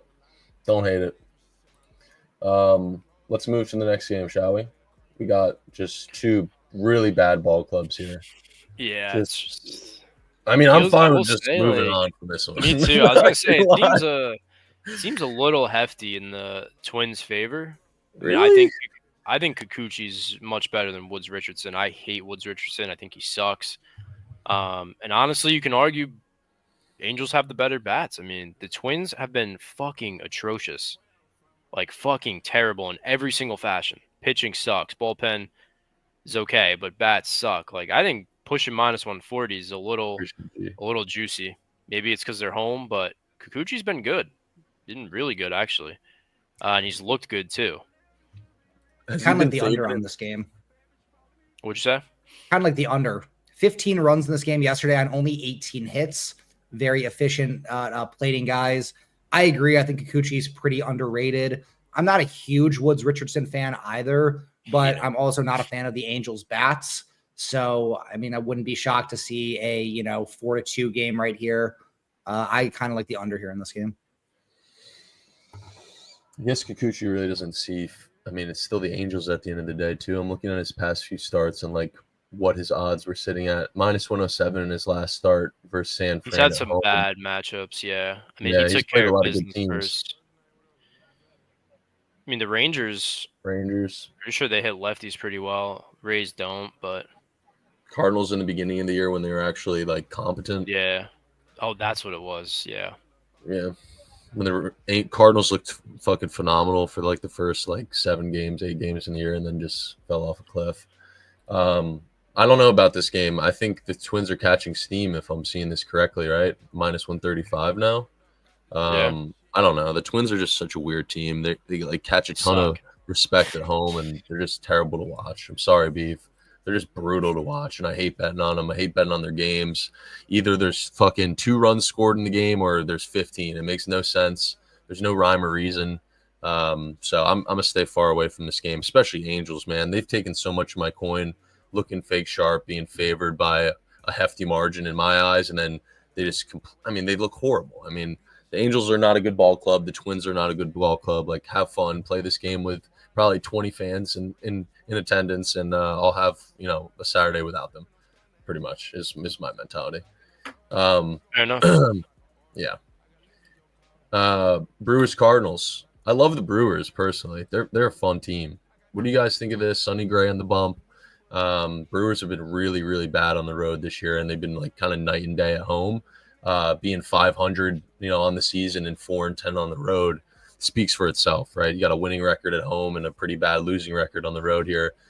Cardinals being favored -160. I know it's Sonny Gray, so it's like take it with a grain of salt, yeah. Right? This is probably the only time people are going to want to back St. Louis here is with Gray on the bump, at least as of recently. Do you guys have any opinion on this game? Another kind of stay away game that I don't really have that much of an edge hard to back, right? I mean, no one's gonna be paying -150 for the Cards, in my opinion. Right. 7 total. I mean, there's not much room for error on an under there. Yeah, I'm not really in love with anything. I will say I'm kind of intrigued on an over. I'm not running to place it, but I think the under looks a little too easy here. I mean, we can all agree Quinn Priester is not a 1.9 ERA pitcher. Let's be real. Sonny Gray is a 3.4 guy, if not lower. So I wouldn't be surprised if Priester gets hit up here. True. I'd be surprised if the Brewers do get to Gray. Just because, like you said, the Brewers in the top of the lineup with Contreras playing like shit, they can do some damage. Yelich is playing great. Churrio's very streaky, if you will. Terang's been awesome. Sal Frelick's been good. Like, they get to righties. So, and like you said, 7 there's not room for error. There's really not. So I wouldn't hate an over. Yeah, I'm very confused by this over being 7. Maybe it's just purely Sonny Gray, but Priester does not seem like a guy who should be getting this type of line respect on the over-under to me. He has been okay this year. He had a good start against the Tigers where he only gave up 1 hit and then had 2 pretty rough starts against San Francisco and Colorado. He's had 9 walks in 14 innings pitched thus far this season. I mean, he's a young guy with a lot of talent. I think he has a bright future ahead of him, but I definitely think that this could be a spot where, the Cardinals have a pretty good offense, all things considered. Like, they don't have a lot of guys who are going to just bomb it out of the park, but they have guys who can put the ball in play. They have guys who can draw walks. I think that the 7 just seems like a lot of respect to Sonny Gray, who hasn't been all that impressive this year. Sure, he shut out Houston. That's looking pretty good right now, but otherwise 5 runs to the Angels, not very good. 3 runs in his last start to the Mets. He's been okay innings pitched wise. He's been going 6 innings, 3 out of his last 4 starts. But I feel like that this is a game where, unless you think the Brewers are going to get basically shut out or only 1 run scored by them against Sonny Gray, I kind of like the over here as well. I was going to say, I think this is a lot of respect for Sonny Gray in terms of the juice as well. I don't know if you agree with me or not, Snowman. I like what you said. I think this line is what it's telling me is Gray is going to have a great outing. I mean, you get -155, and I could be reading into things too much. Like, take it with a grain of salt. Obviously, this game versus the Mets, we know the Mets are probably, if not the best, one of the best teams in baseball as it stands right now. So obviously playing them on the road, he was +124. I'm just seeing the Cardinals -160, and I'm saying to myself, like, when's the last time have I ever seen them minus 160 this season. I'm looking back. I mean, I'm not seeing anything. I mean, the only game that was even close was versus the Angels at home, 4th game of the year, when Mikolas was on, or when Anderson was on the bump, who were the opposing pitcher, and Mikolas was on the bump for them. I just find it interesting. I'm looking at Gray's last few starts. I mean, it's not like he's been this heavy favorite in the past. He's actually been underdogs in a lot of scenarios. Obviously, 124 underdog versus the Mets. Previous start, Houston minus 100. Previous to that, plus 127 versus Skeens. And then minus 140 versus the Angels when he was facing Kikuchi. I feel like this is a pretty hefty tax to pay for the Cardinals, because in that same breath, like you mentioned, Priester has been overperforming like a motherfucker, right? He's had a sub-2 ERA. This feels like, honestly, what I want to play is Cardinals minus 1.5 is what I'm thinking. Looking at the lines for the home runs, again, FanDuel does not think there's going to be a lot of scoring in this game, as we could have guessed with a 7.5 line. The favorite overall for this game to hit a home run is plus 520. Wow. And the highest odds for a Cardinal going up against Priester is plus 560. So maybe there's some sort of wind factor, but this is a scenario where it's just like the books are implying certainly that Gray is going to have a huge performance here with a minus 160 line and an under of 7. Yeah. If you wanted to trust the book, I mean, generally speaking, the way that I kind of view things is the books generally know more than I do, right? They have way more resources than I have into setting these lines. They have way more money at stake. So if they're pretty confident in one side, more often than not, that probably is the right side to go on. So I don't mind the minus 1.5 read there for the Cardinals. I'm just kind of confused because everything that I look at would say that this line seems off, at least in terms of the over-under. Yeah. Honestly, this is probably a game where the Cardinals win by 1 and pretty much everybody gets fucked. You're not paying minus 160 for the Brewers, plus 1.5. Most people aren't going to be paying that minus 160 on the money line for St. Louis. Even myself, like I said, I mean, the value with minus 1.5 at plus 150 is way greater. I'd rather take that risk. Maybe it is a no-touch, Java. Yeah, I agree. Maybe it is. But it does seem like a hefty price to pay for, even though it's Gray on the mound, seems like a heavy price to pay for St. Louis. Maybe if you can find an exact Cardinals to win by 1 prop, that could have some value. A 3-2 correct score, Cardinals win. Let's see if that comes to fruition. Plus 1,800. That seems very low. You got to think, too. Very low. Gray's coming off a shaky start for him. I mean, 6 hits, 3 earned runs. He's bounced back quite nicely. I mean, he gave up 5 to the Angels, granted. Next 2 were Pirates and Astros, 1 earned run, 0. So some favorable matchups there. But he's a good pitcher, man. I mean, I think it's a little fat, like you said, just because their bats have been – I don't know, but they have been heftiest favorite that St. Louis has seen all year, essentially. Yeah. Priester's been good. Tells me the Brewers are probably going to lay an egg. Probably. Yeah, I think Mize pitches well here. I do. And it's probably disgusting weather there, to be honest. It's probably cold as shit. It's rainy. St. Louis, for God's sakes. It's probably disgusting there. Yeah. All right, Reds, Rockies. Ew. Let me bring this game up. Yeah, absolutely. Can't say you when the Rockies are playing. They are by far the best team in the league to target for strikeouts. I see the Rockies every day and say, please let there be a good pitcher I can bet against them. And our prayers are answered today with Hunter Green on the mound against Colorado. Who just 10.5 over under though just feels crazy. It just feels crazy. Yeah, it does. Green start. Oh my God, it makes me kind of like the over here. I know it's a Coors game. There's 2 ways to look at it, right? It's still Hunter Green though. Yeah, and the thing is, Hunter Green is coming off his worst performance of the year by far. I mean, he had only given up 3 earned runs in his first 4 starts. People are talking about him like, oh, he's the Cy Young favorite now.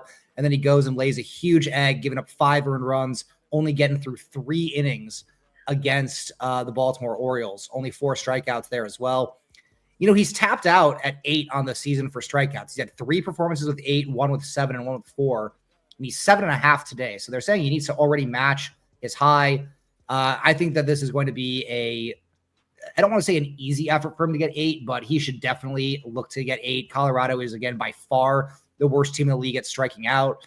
They're number one by a whole 2.2%, which has actually come way down. So maybe it has been a couple good games in a row for Colorado. All right, that means they're due to strike out more. Hunter Green obviously has overwhelming stuff. And so far in his matchups against these guys, he's faced 6 of the 9 projected batters in the lineup, has struck all of them out at least once. Ryan McMahon, who he's faced the most 9 times, has struck out 5 of those 9 times. Andrew Abbott didn't pitch all that well yesterday for the Reds in this game against Colorado. So they had to use 5 different relief pitchers, all for a full inning. You would envision that they want to get at least 6, if not 7, out of Green today. Absolutely love Hunter Green on the strikeouts today. 7.5, right? Plus money. Yep. Royal, I know you're going to take this over. I just know it. No. No? This has got your name written all over it. I mean, Hunter Green could get his Ks and it still goes over 100%. It definitely the problem is he's coming off all day on. Thank you so much for the sub, man. Sorry for his worst start in his career. I mean, 5 earned runs. I don't think he's Hunter Green. I mean, yeah, I don't love it. I mean, a lot of people were like, I'm trying to think how to word it. They were not high on him this year. I mean, they thought he was going to have a pretty bad year. And obviously he proved that wrong as of late until the Orioles took care of him. So I don't know. I mean, I don't like that he's coming off a bad showing. I mean, like Snowman mentioned, the Rockies below. Like, they suck. They can't hit. They strike out a ton. I mean, this guy's one of the best strikeout pitchers in the game right now. So I don't love the over. I think it's weird. It's just a matter of Green bounces back, to be honest. So if he was coming off another good start, I would like it a lot more. But since he got shelled, I mean, I don't know. I don't love it. I do agree the under does look easy. I mean, don't you think it's weird? It could be an adjustment from last game, but don't you think it's weird with the pitching matchup here? I mean, Senza Taylor, whoever you say, is coming off 1 earned versus the Twins, 6 innings pitched. I mean, I lean Reds team total a lot more. Hey, that might be the play. That might be the play. There's also 15 runs last night against Abbott and Freeland, who they're okay. I mean, Freeland's been solid and Abbott's okay. I think he's not as good as everyone thought when he came up, but I don't know. It's giving me weird vibes, I'm going to be honest. Okay. Colorado, let's also keep in mind, Colorado is 4-21. Let's keep in mind they're 4-21, and they just scored 8 runs last night. Yeah, are they doing that again? I don't really think so. Not against Hunter Green. I'm also not really as high on Abbott as a lot of other people. I don't think he's all that good. And I think this is a lot of the Coors Field effect. Like, again, if we're looking at the home run numbers line, we just talked about how in that St. Louis game, there was nobody below -500 or +500. The Rockies have 4 batters below +500 today for a home run. Hunter Goodman, 400, Toglia, 450, McMahon, 470, and Moniak, 480. This just doesn't line up to me. I think they're giving way too much of a Coors Field effect, and this Colorado team just isn't that good. In order to hit a bomb and get the value of the altitude, you still got to hit the ball in the first place. You still got to get some exit velo. And sure, Hunter Green throws 100 miles an hour, and the faster it comes in, the harder it can go out. I just don't see it. I just don't see it. Maybe they get some runs, but I still love Green strikeouts today. This feels like a game where the first 6 innings, if you have the over, it looks like completely dead. Hunter Green's doing Hunter Green things. Rockies look like complete shit. And then towards the later stages of the game, 7, 8, or 9 innings, they're going to have like a 4-run inning game, the Rockies, for no absolute reason, versus Cincinnati's pen for it to go over. And the Reds probably still covered that -1.5, probably put up 7 or 8 versus Senza Taylor after coming off a great game. So I think we're all in the same boat here. I think Rockies games, no matter how you slice it, are weird in terms of getting a good pitcher coming into Coors, right? You get the Coors effect, you get a good pitcher, you mix them together, and you're like, what the fuck? So I think that's what we're getting here, and I'm excited to see kind of how it unfolds for all of us. So, Royal, I do think you're being sheepish, not wanting to take the over. I really do. This is all good. You're talking a total. I feel like this has got your name written all over it. I like this one better. But all right, like let me hear it. Better. Rangers Giants. Oh, I thought we were on A's. Well, we can go to that one if you want. Oh no, we're not even close. Yeah, it's fine. It's fine. Let me go to Rangers. Oof. I mean, fuck this game because you got you got Tyler Mahle, who just refuses. Robbie on the bump. Yeah, he's good, right? Tyler Mahle just refuses to give up runs. It's as simple as that. I mean, the guy's pitching out of his fucking mind. It's definitely not sustainable. Now you're playing the game. When's he going to get blown up? 8 total of these two pitchers feels a tad bit high, especially in Oracle Park. Very known pitcher-friendly park. Not as many runs as you would expect, let's say the Reds. But yeah, man, I'm with you, Koopa. I definitely lean Giants in the first 5 here. I think this is the one where Mahle gets hit up. I mean, you're seeing minus 140 with Robbie Ray, who has not looked great at all. 8 total here. I think we see some runs.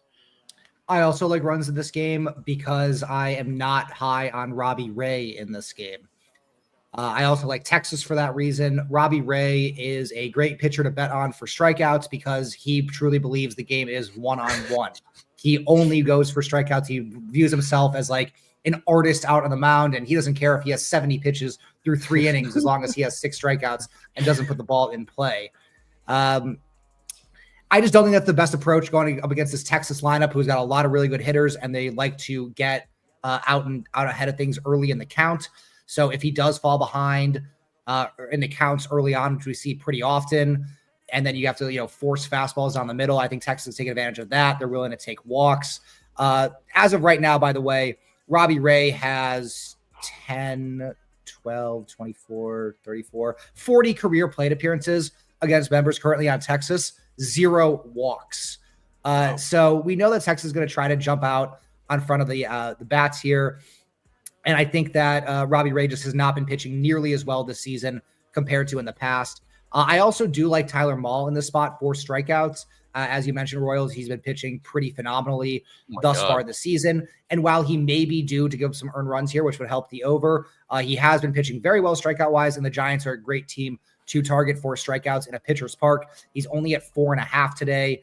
He's gone at least 6 innings, 3 straight starts, going 7, 2 of those starts. He's at a very nice pitch count of over 90 pitches each of those games. I could definitely see runs in this game, although I think it's going to be more on Texas' side, like Texas plus odds, like the over, like Mahle strikeouts.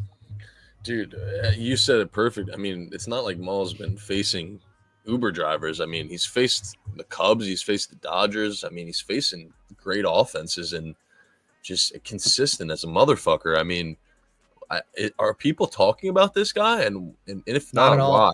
No, why? DeGrom's on the team. They just don't. Do they think they got Eovaldi? They got DeGrom. Mahle was never super impressed. I think he was on the Reds last year. No one remembered him then.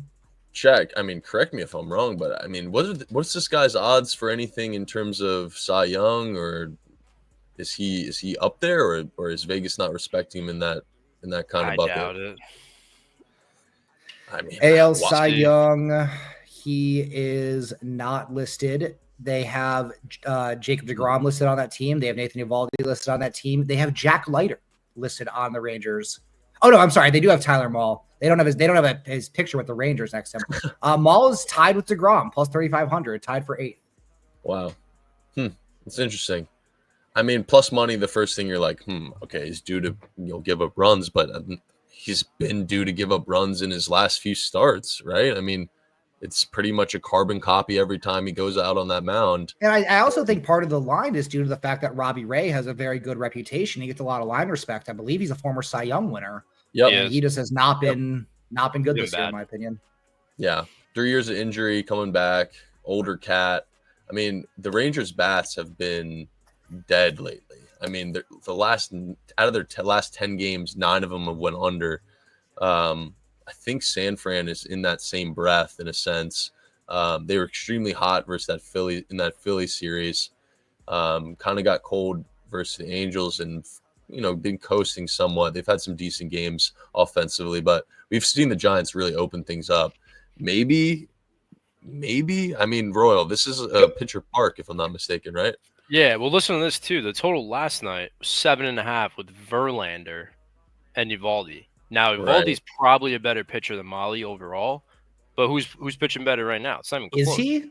Eovaldi's best performances was like 6 years ago in the playoffs. I think he's getting a lot of brand recognition then, a lot of name recognition, but I've always been higher on him than most. I think he's severely underrated, but I mean he's pitching pretty good, no? I mean, I think he's a sub 2 or sub 3 guy right now.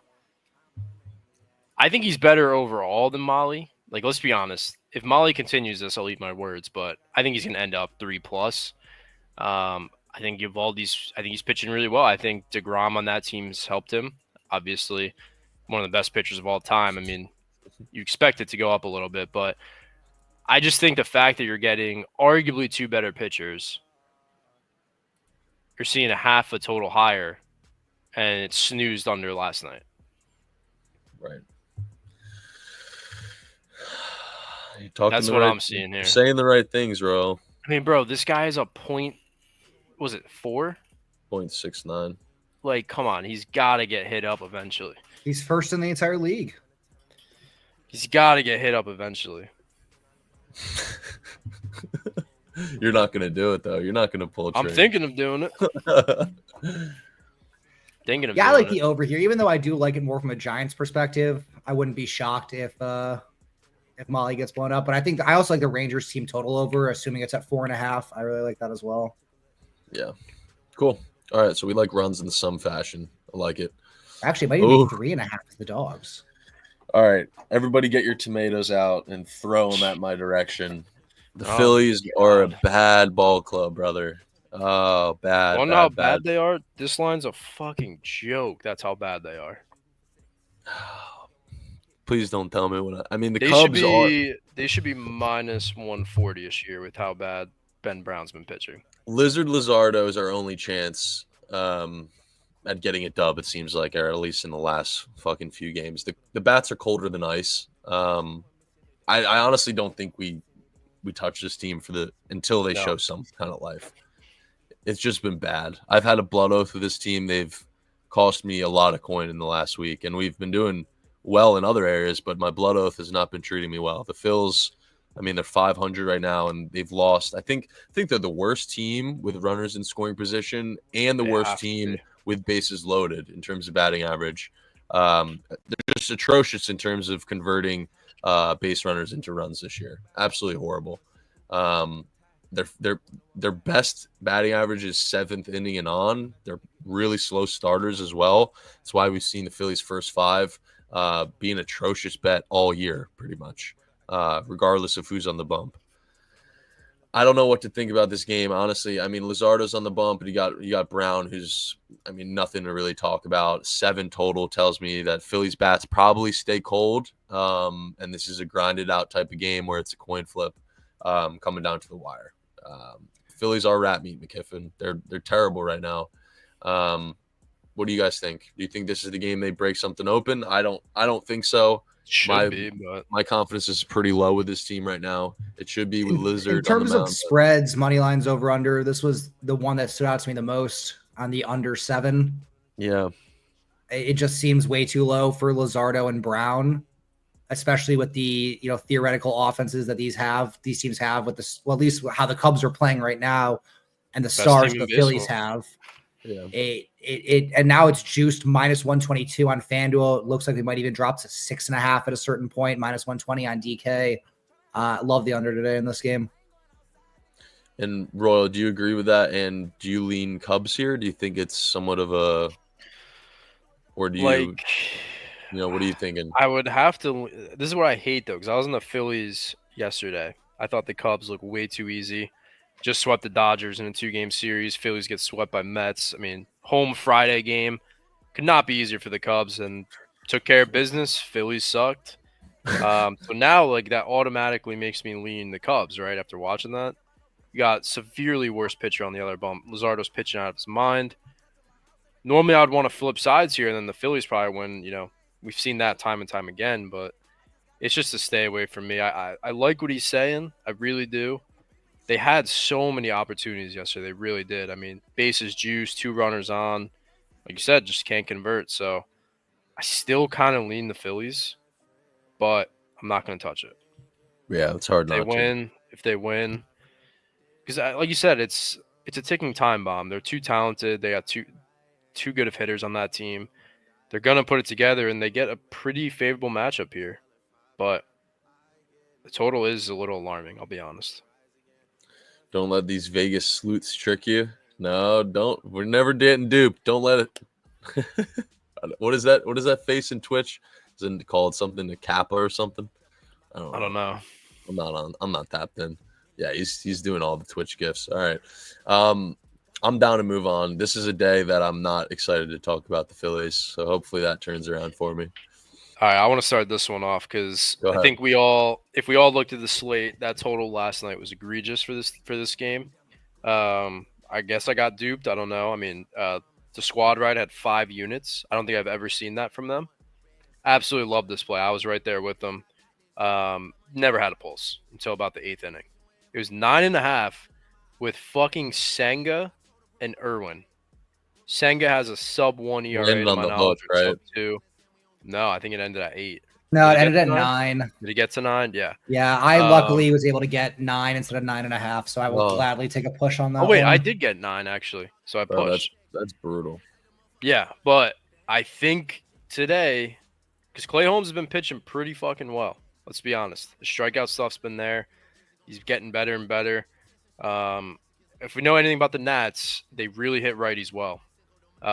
They really do. Their best bats are lefties by far. I wouldn't be shocked if we see Clay Holmes get hit up here.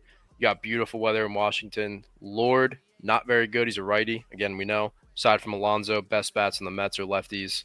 I think we could see some sparks here. Because these are 2 solid pitchers. Well, Holmes has been good. Lord's okay. He's not horrendous. He's not great. I think the total makes more sense in this game. And after burning everybody, even we pushed, still getting burned in my opinion. Yes. We probably see it. We probably see 1,000% burn because everyone was targeting the starters in that game, which was like 3-0 after 7 or 2-0 after 7. I also like this over as well. I agree that everyone's going to be shying away from it after yesterday, but honestly, this over you could argue is even sketchier today. Senga and Irvin, like yes, they have been great pitchers so far this season, but so is Clay Holmes. And Clay Holmes, yes, he's coming out of the bullpen, and part of the reason why he signed with the Mets is because he wanted to be a starting pitcher, but he's gone at least 5 innings in pretty much every single start. He's doing very, very well strikeout-wise. He's gotten at least 6 in 4 consecutive games, including having a 10-8 strikeout performance. So unless people are still looking at him and saying, oh, he's a relief pitcher who's going to suck, which has not been the case, Washington has been the best team in baseball at not striking out over the last couple of weeks. The Mets are a top 5 team at not striking out. And Lord, I agree, is not anything that special either. So unless you truly believe in Clay Holmes being able to go out and dice him up, I kind of like the over as well today. Yeah, I think at the end of the day, we have to go back. We have to go back. I didn't take a side in the last game, but just everything you guys described about it just feels like in baseball, sometimes you just have to go back to the same play, and this is just the rooftop to go back and go over to that. Profitex is giving +1 to +114. Love it. Good now. I love going back to plays that burn people. Not saying I root for people to get burned by any means. I wish that cash for all you guys. And that sucks that it landed on the hook. But I think it's an opportunity that we can go back today and love it. So MJ slightly swimming. Okay, above water again. What, my audio sound bad or something? Yeah. My fault. For a second. Back to good. It's all good now? Yeah, you're good. But yeah, so I think we take that over. I think like you said, we kind of saw the potential last night once the starters came out. Right. These 2 offenses are good. I mean, the Nats are no joke. I'm not saying they're a contender, but they got the pieces. Now they can start building, and you got veterans hitting well for them. And again, they do smash righties. They really do. And Clay Holmes, like Snowman said, his thing is the strikeout.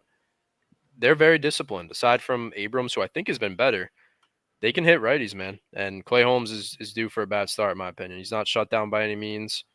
1 earned run in the last 2. I think the Nats get to him.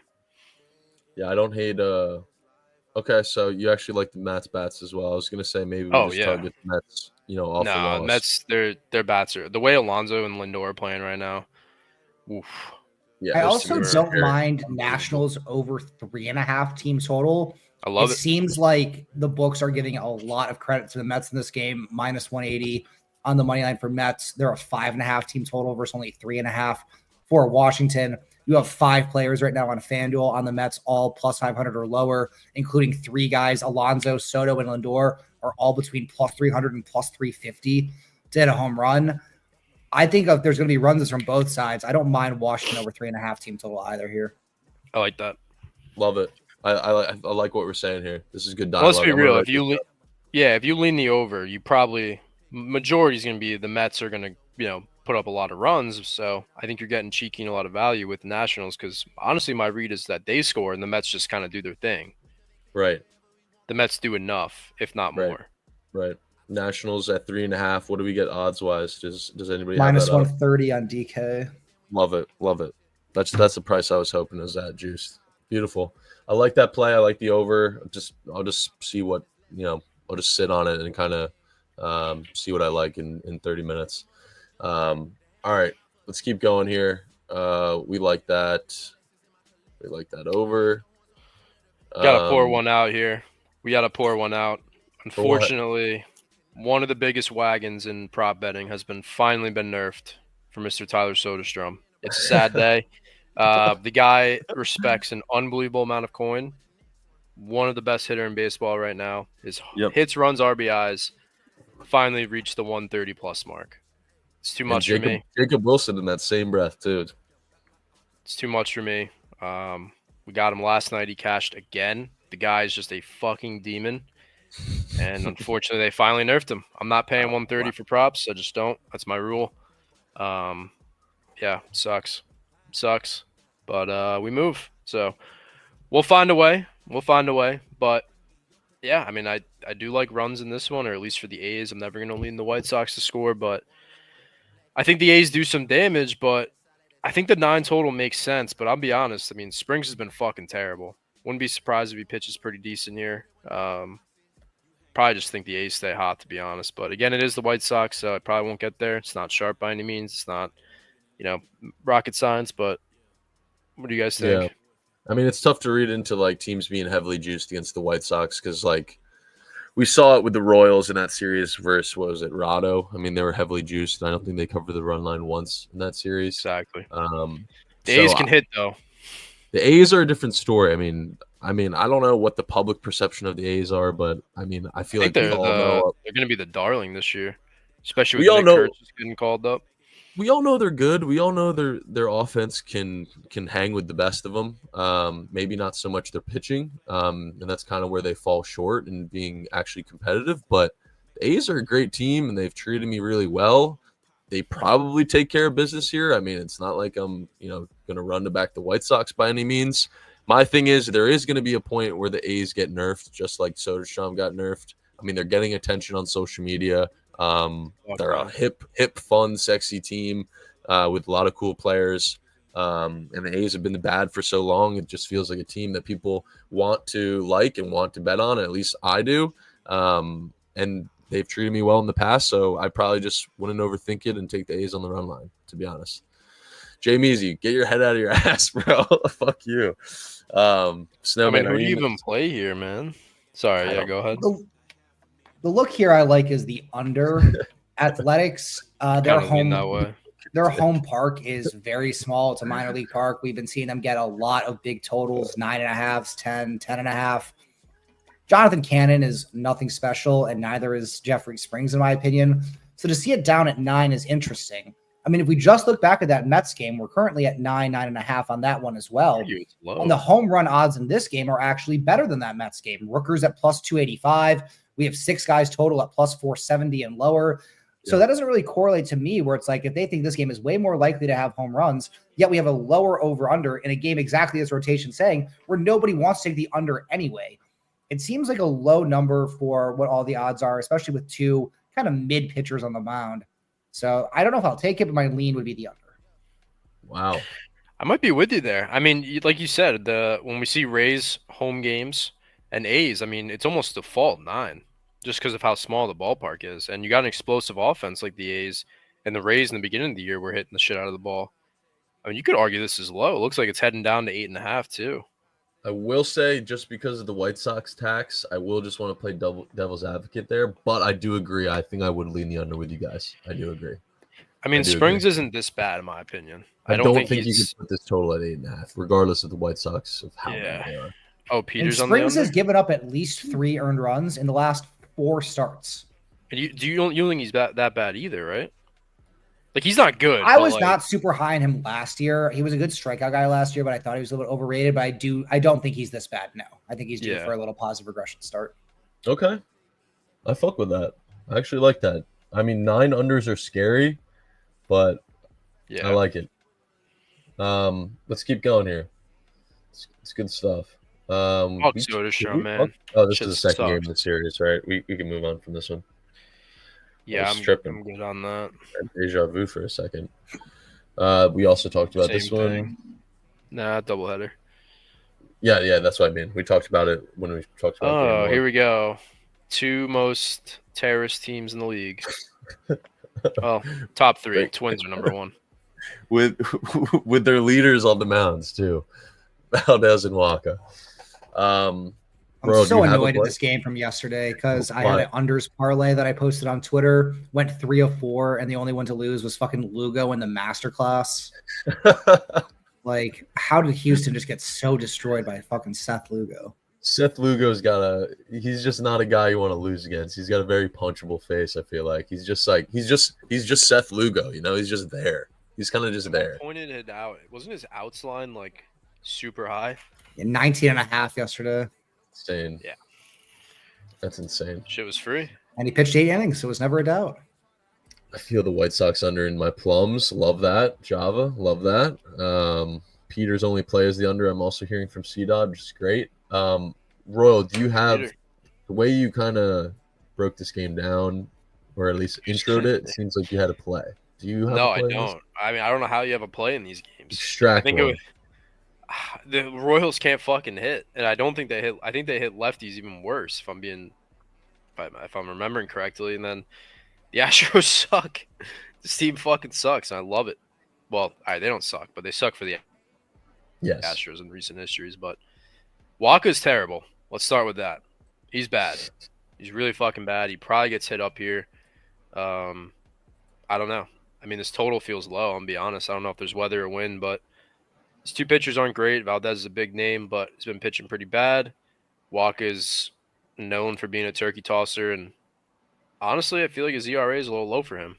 Low 4s with how bad he actually is, in my opinion. I don't know. I don't trust either of these teams to hit. That's the problem. Seems. I mean, like minus 130-ish feels a little low for Valdez start. I get it's on the road, but let's talk about how bad the Royals have been. I don't know how they're 13 and 14. I guess they heated up as of late. Oh, that was in Coors, so maybe not. I know they were home. I'm all fucked up here. Snowman, take it away. Valdez had a gem last year against KC when he pitched against them. 7 innings, 0 earned runs, 7 strikeouts. So he did have some decent experience against them. He's pitched very well in his career against this team. Bobby Witt is 1 hit in 12 at-bats with 5 strikeouts as well. So obviously he's done well against them here. I think this under at 7.5 is pretty telling because both these teams do have, in theory, explosive offenses, right? We know that the Royals have good players on offense. They have Witt. They have Salvador Perez. They have Vinny Pasquantino. They got guys who can put the ball in play, and obviously same with the Astros. So to see this number be so low with, Waka and Valdez, maybe it's a lot of respect for Valdez getting it from the last year when he was, more ace status. But I think that this under is maybe a look here. Oh, I kind of want to get there with KC. Right. I mean, you got a combined ERA of 10, and we're seeing 7.5. Granted, both these teams, I mean, we're looking at their last 10. Both are like 2 and 8 to the under in their last 10, essentially. Which is just something to mention. But it's not like they've been seeing 7 totals too frequently. I mean, Houston saw some 7s when they played San Diego, but not once versus Toronto or KC in that game 1. Obviously, it was a snoozer. I don't know. I think KC, I mean, as a team did we expect them to start off horribly? Probably not, but it's amazing in my opinion that they're hovering around 500 right now with how bad they looked. I mean, let's be real. They've won 5 games in a row at this point, or 4 in a row, whatever the number is. I don't want to fade KC. I feel like we just rock with them at plus money. Houston is a team that we know is not to the standard that we've seen Astro baseball be at before. I think you just take the Royals here. I really do. Like, who wants to back Waka? Who wants to back KC to win back-to-back games, not named, or against opponents not named the Rockies and not named the White Sox?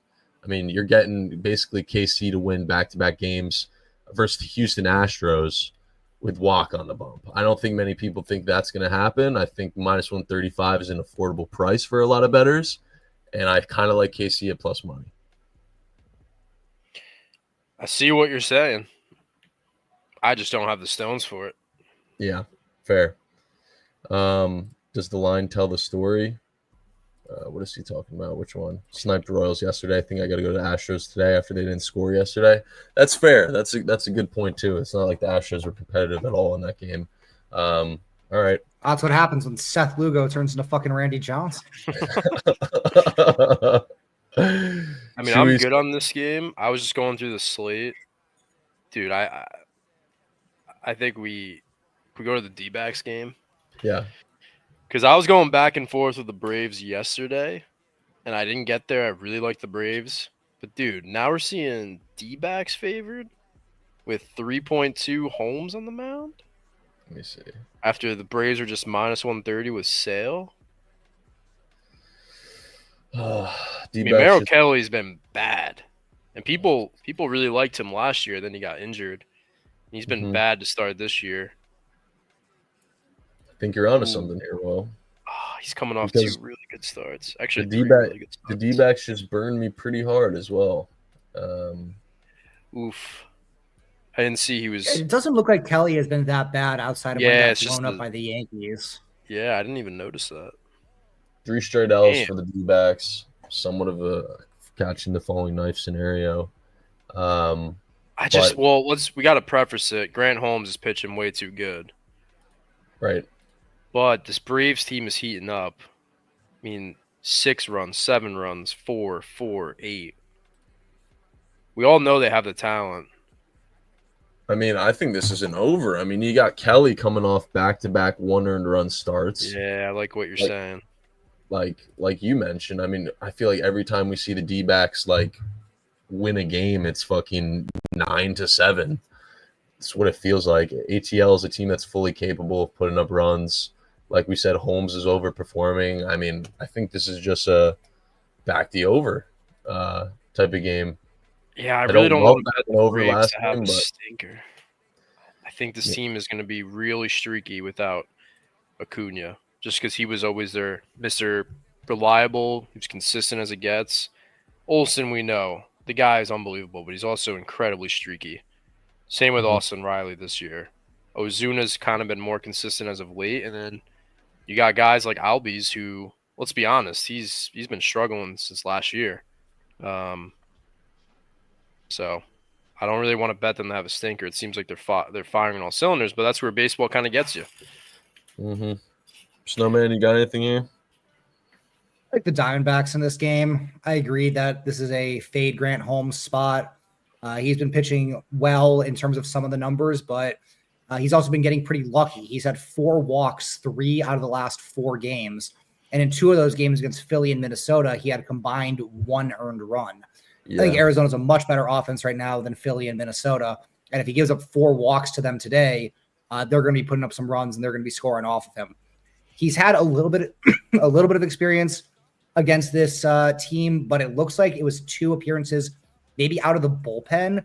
Maybe it was a start, but he only went 9 outs and 4 outs in 2 appearances last year against Arizona. 9 is probably more likely to come out of the rotation. I'd take a look at that. I think he was a reliever last year. Regardless, he is not in those 2 appearances where he got through 13 outs. He did not strike out a single batter on this team.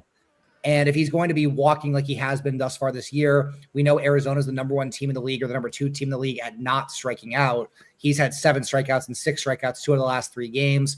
And he has gone 23 outs and 17 outs in his last 2 starts, but only 12 in only 4 innings in the 2 before that.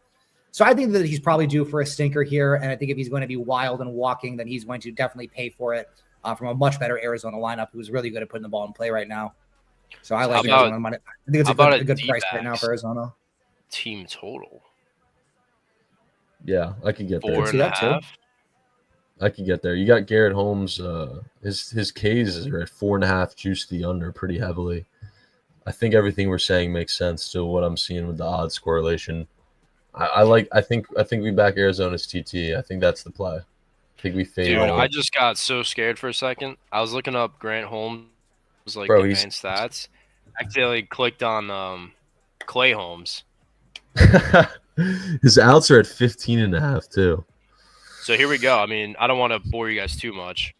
So his FIP versus lefties is 2.66. His xFIP, what's supposed to be, is 4.07. You know the D-backs, what is their specialty? It's their lefties smashing righties. Corbin Carroll's arguably the best hitter in baseball right now. The way he's playing. Naylor's been insane. Pavin Smith has been insane. I'm forgetting one more. Tim Tawa. This guy's awesome. I have no idea who he is, I'm going to be honest, but I bet on Josh Naylor a lot lately. Watching D-backs games, and this Tawa guy is awesome. Oh, your mic's cutting out, Ro. Just do a quick replug. Every game. Still fucked up, I think. Just talk. So, can you hear me? Yeah, you're good. Okay. So, yeah, I mean, I think Holmes gets hit up here. I'm going to go with the team total. I like the money line too, but I don't really want to bet on the Braves to have a stinker here, especially with how well Kelly's been pitching. So, do we go full game? That's the thing. I think 4.5. I think I like that. Minus 120 seems like the right price to pay for a spot like this. I think it makes sense. D-backs to score 5. I think that's the play, bro. And like Snowman mentioned, I think it's a really great point about leaving runners on in terms of playing the Phillies and the Twins. We know who have a lot of trouble converting runs when they get ducks on the pond. So I love that. I love that nugget from Snowman there. So I think that just only adds to what we're talking about here. All right, let's move. How many games left we got? I think 3. Let's bang it out here. Jay Mezio, I don't want to even hear a peep in chat. Rays, Padres. What do we got here? 2 teams that are very capable of runs, seeing a 7 total. Not the best start for both these guys, Pepiot and Cease, but we do know they're capable. We do know they're capable. Not the best starts, though, so far. Are the books telling us that they're both going to have some dominant starts here? Or are we falling for the cheese? What do you guys think? Is this a name tax with Cease and Pepiot, or you really think they're going to come back to 100%? You're paying for the names, especially with Cease. Yeah. Maybe not necessarily with Pepiot. Even though Pepiot has been pretty rough in the earned runs department, he's still been okay strikeouts wise. It's not like he's being horrible. He's still going 5-6 innings in every single start. But Cease has definitely been a lot worse this season. He hasn't gone through more than let me start this over. He's only gone more than 5 innings in 2 out of 5 starts. He has not been above 7 strikeouts once this year. His line is at 6.5 again today. So you need him to get his season high just to even hit the base price there. Tampa, their lineup has not been amazing this year outside of their home arena, which is, obviously, as Royals was saying earlier, a very pro offense stadium to play in right now. And the thing with the Padres is the Padres are the number 1 team in the league at not striking out. So even though Pepiot has been good strikeouts wise, I'm not expecting him to get at nearly as many today. Sure, the Padres have been a little bit more susceptible in that recently. We saw Jack Flaherty just have 9 against them. We saw Reese Olson just have 7 against them from the Tigers. But I still think in general, the Padres are a team that does a great job putting the ball in play. And with how Pepiot has been this year, I think that this 7 just doesn't make sense to me. I like the over here. Do you think anything's carried over from yesterday's 1-0 snooze fest? Like, do we think that affects the total at all? Because I agree. I mean, these 2 pitchers are obviously much better than we're seeing. But, man, 7 still feels low. Especially with I think maybe a little bit. maybe a little bit because these two teams struggle on offense, but you could also argue that because they were so shit yesterday, we're due for some runs, we're due for some regression after a 1-0 game from these offenses. The Rays have been shaky, but there's one thing they're better at, it's hitting righties. I mean, you think of Brandon Lau and Aranda, mostly, platoon guys. They play every day, don't get me wrong, but they're much better versus righties. And Cease has been shaky, so I don't know. I think this one's interesting because 7's low. Cease has a 6 ERA. Now, is he a 6 ERA pitcher? Definitely not. But he hasn't been good. There's not a single game aside from the Cubs. I guess Cleveland, he's been good, but I guess honestly, it's just that A's game really hurt him. Weird game. Gonna be interesting. Probably gonna be a stay away for me personally, but love what you guys are saying. Looks like it's juiced to the under on 7 too. It's plus money on at least on Profit X. So that is true, Richie. San Diego's bullpen is number 1. True. Good points from everybody here. Pirates Dodgers. Sasaki on the bump. You got Helen Keller going for Pittsburgh here. What are we thinking? Yeah. Anything that we can get gross with? Probably not. I don't think gross. I think we square up with the Dodgers bats. Getting shut out by Skeens and company. Mitch Keller fucking blows. Let's be honest. This is Dodgers smash spot. He's so bad. I mean, he's coming off a couple good starts. 0 earned runs to Cardinals, 3 to Washington, which is not bad looking back with how well they've been versus righties, and then 2 to Cleveland. Earned runs at 3.5, plus 108. Hasn't sniffed that line as an opener. I think Dodgers fucking wax him. You got Shohei, who's been playing pretty bad as of late for Shohei standards. Freeman's a lefty. This guy gets hit up by lefties. Conforto's been bad. I wouldn't be surprised if he picks it up here. Who's the other guy? Oh, Tommy Edman. I mean, he's been awesome. Mm-hmm. I think they fucking dump Trout here. 8.5 is pretty high for a Pirates total, for being honest. So I don't think they. Again, I kind of like the over. This over does seem high. Ew, you got so many different factors here. I love it. Snowman, go ahead. I also like the Nerfy in this game, though. Even though I do like runs, Mitch Keller has been one of the better Nerfy pitchers in baseball over the last couple seasons. Really? I think he's on like a 20-2 streak or something like that. Really? On the Nerfy.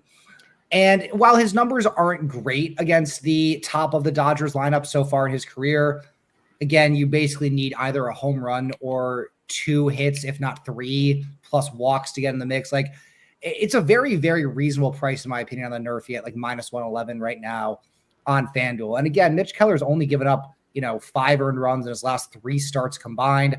His pitch count, his innings count has been pretty solid. Strikeout numbers are not great, but we're not really expecting him to be a high strikeout guy anyway. So I kind of like the Nerfy in this game as well. I do expect both teams' bats to kind of pick it up after last night, especially the Dodgers side of things. But I think that, again, we're going to see people on the over here as well. I agree with Royals that it's going to be a little bit of a square play. I think the Nerfy is a little bit more of a sharper angle that could still hit even with a high over-under like this. I'm a little pissed. I just saw Dodgers team totals 5.5. Yeah, honestly thought we were going to get a 4.5 number there, like minus 120-ish. Maybe we can shop around, but yeah, 5.5's a lot. I don't know if I'm going to be getting there. Pirates money line, Pirates minus 1.5. Wow, Jonesy. Another line I'm interested in looking at right now is Sasaki strikeouts. He's at 4.5 minus 140. Very heavily juiced. He has not had 5 strikeouts in a game yet this season. Wow. We know that he is a big-time strikeout pitcher from over in Japan. We just haven't really seen it that much this year. But the Pirates are a good overall team to target for strikeouts. They're in the top 10. And I think that this maybe is finally the time that we see Sasaki get going here. I think I like that better. Yeah, this seems like just LA Trouser Fest is everything we're talking about here. Bats, pitching, we just like everything Dodgers related, it seems like. Definitely. I mean, Shohei Ohtani plus 210 to hit a home run. Anyone buying that price? Well, he's usually sitting at that number, ain't he? Yeah. Yeah. I've seen sometimes in the 180. Yeah. Cruz taking rookie 460. Got it, Jonesy. Are you a Pirates fan? Ladder him to 7-8. Could this potentially be the Snowman K ladder as Sasaki? Well, the one I had originally was Hunter Green, Tyler Maul, and Kevin Gosman. So I still like Green and Maul. I don't mind Sasaki. I mean, I don't see 8 right now, Goots. I see 7 as the max on FanDuel. Maybe that's a sign they're not letting you go that high when he hasn't had more than 4 this year. But I think this is probably going to be the best matchup for him. We're starting to see his pitch count get higher and higher. His one problem is he doesn't have a long leash. Right. But he still did go a full 6 innings last game against Texas and only 78 pitches. Yeah. So I think 80 is probably about where we see from him today. But again, if you go 80 pitches and you're pitching well, you should still be able to get through at least 5 innings. That's only 1 strikeout per inning against a team that's relatively good to target for Ks. In Pittsburgh, of course, nobody on Pittsburgh has ever faced off against Sasaki before.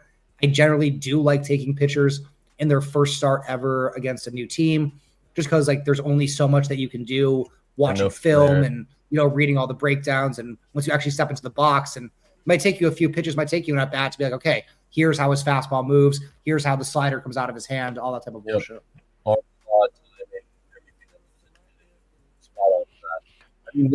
Mike's cutting out. Mine. We're gonna see Sasaki hit close to 10 Ks sooner rather than later, right? I mean, it's just a matter of when. Probably. Is it a good matchup against the Pirates? For sure. And maybe that's why we're not seeing this total closer to 9 with the Dodgers favored so heavily and Keller on the bump. Interestingly, to that point, MJ, we haven't really seen Sasaki be super impressive this year. Yet he is still the favorite he's still the favorite for Rookie of the Year.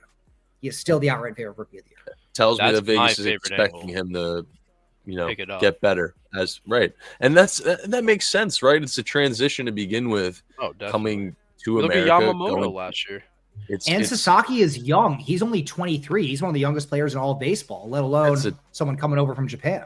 It's a tale as old as time. We can even go back to a simpler example of Luka and Kyrie, right? Their first year looked absolutely atrocious. Maybe there's other reasons for every kind of example, but you get my point. They're night and day the following season. Not much changed other than the guys around them, and their play, was night and day from those 2 seasons. That's what we can kind of see with Sasaki potentially from the beginning of the year to more to the middle and the end of the year. So I agree. I think if you lose with a Sasaki K ladder today, you back him for the next few, and he's going to come through. I think at least in his next 3 games in terms of getting close to 8-9 Ks in an outing. So I like everything we said there. That's beautiful. Let's go to the last game of the night: the Fish versus the Fisherman. Snowman. Very interesting. I no interest in Castillo here. I think this total. I think for strikeouts, it just felt like a very shoves. It just looks like a very steep price on the strikeouts for him. We know Miami is a good matchup, but that was kind of priced into it.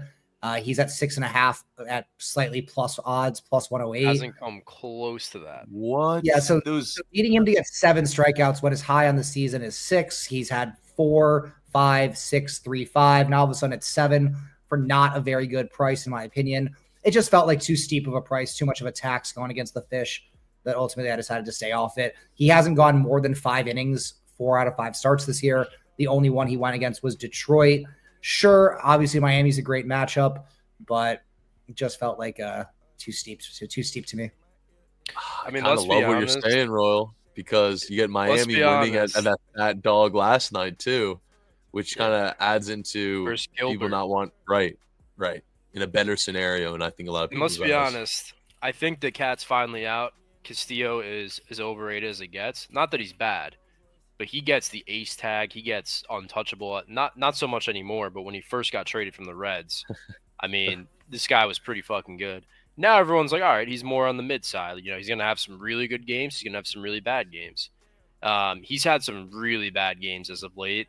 And this number, these lines I'm seeing, 6.5 Ks, he hasn't seen that line since Detroit, April 2nd, pretty much a month ago. He's been at 5.5, 5.5, 4.5, hasn't even come close. I mean, this tells me he's going to pitch really well here.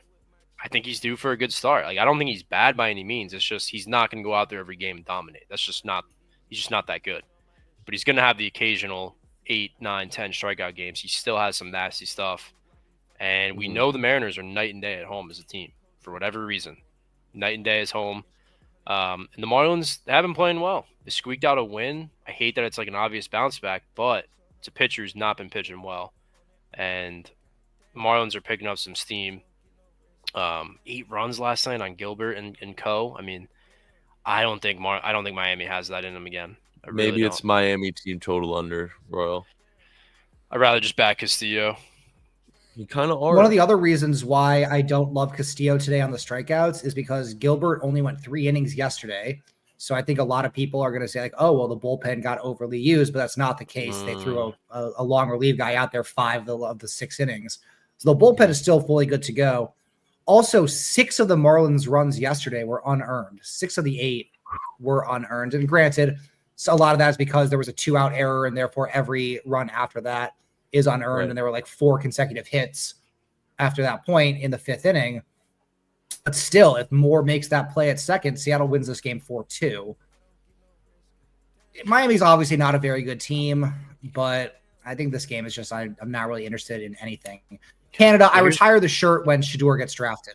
That's Well, let's be honest. Do we think Castillo should ever be at 7.5 at this point right now with how he's been pitching? Especially with the 6.7 guy on the other side? I think we see a snooze fest here. I'm with you. I mean, you get Marlins team total at 2.5, bro. That's telling. After the performance they put up yesterday versus arguably a better pitcher. Oh, definitely. Definitely a better pitcher. That ain't even a debate. Unearned kind of makes me feel better. It just means they weren't smashing the ball. And Gillespie's been terrible, too. I mean, has he seen a 7.5? Yeah, I mean, Marlins bats are hit or miss. I don't know. I know he's had some decent games. Yeah, he pitched really well versus the Mets twice. That was pretty much it. He had an 8 total versus Luzardo. He had a 9 Luzardo's total. Better than Castillo. Yeah. That's what I'm saying. I think it's a lot of respect in terms of I don't know how to play this, though. 7. They got a 7 versus Gillespie and Holmes in the Mets. That's interesting. You thinking Marlins team total under? Yes. I mean, it's disgusting. It's plus money. It's 2.5 plus 115 on the under. It's disgusting. That's for the game. Mm-hmm. I like what Snowman said. Their bullpen's fully healthy, aside from one guy. Mm-hmm. I think that's the nasty way to play. Damn, bro. It's the nasty way. About way. under 1.5 first 5.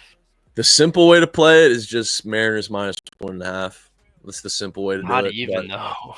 But this game kind of screams like a 1 point or a 1-run game to me. I mean, Seattle kind of like the first 5 because you're backing Castillo there, and that's the main edge of my read. That under might be the only way. I'm thinking first half. Maybe the first 5 under in general. That's what I'm thinking. Minus 120 is a solid price. I'm gonna play that. That's gonna be a terrible sweat, but I'm with that. Yes, it will. Yes, it will. Late night gross sweat. We love that.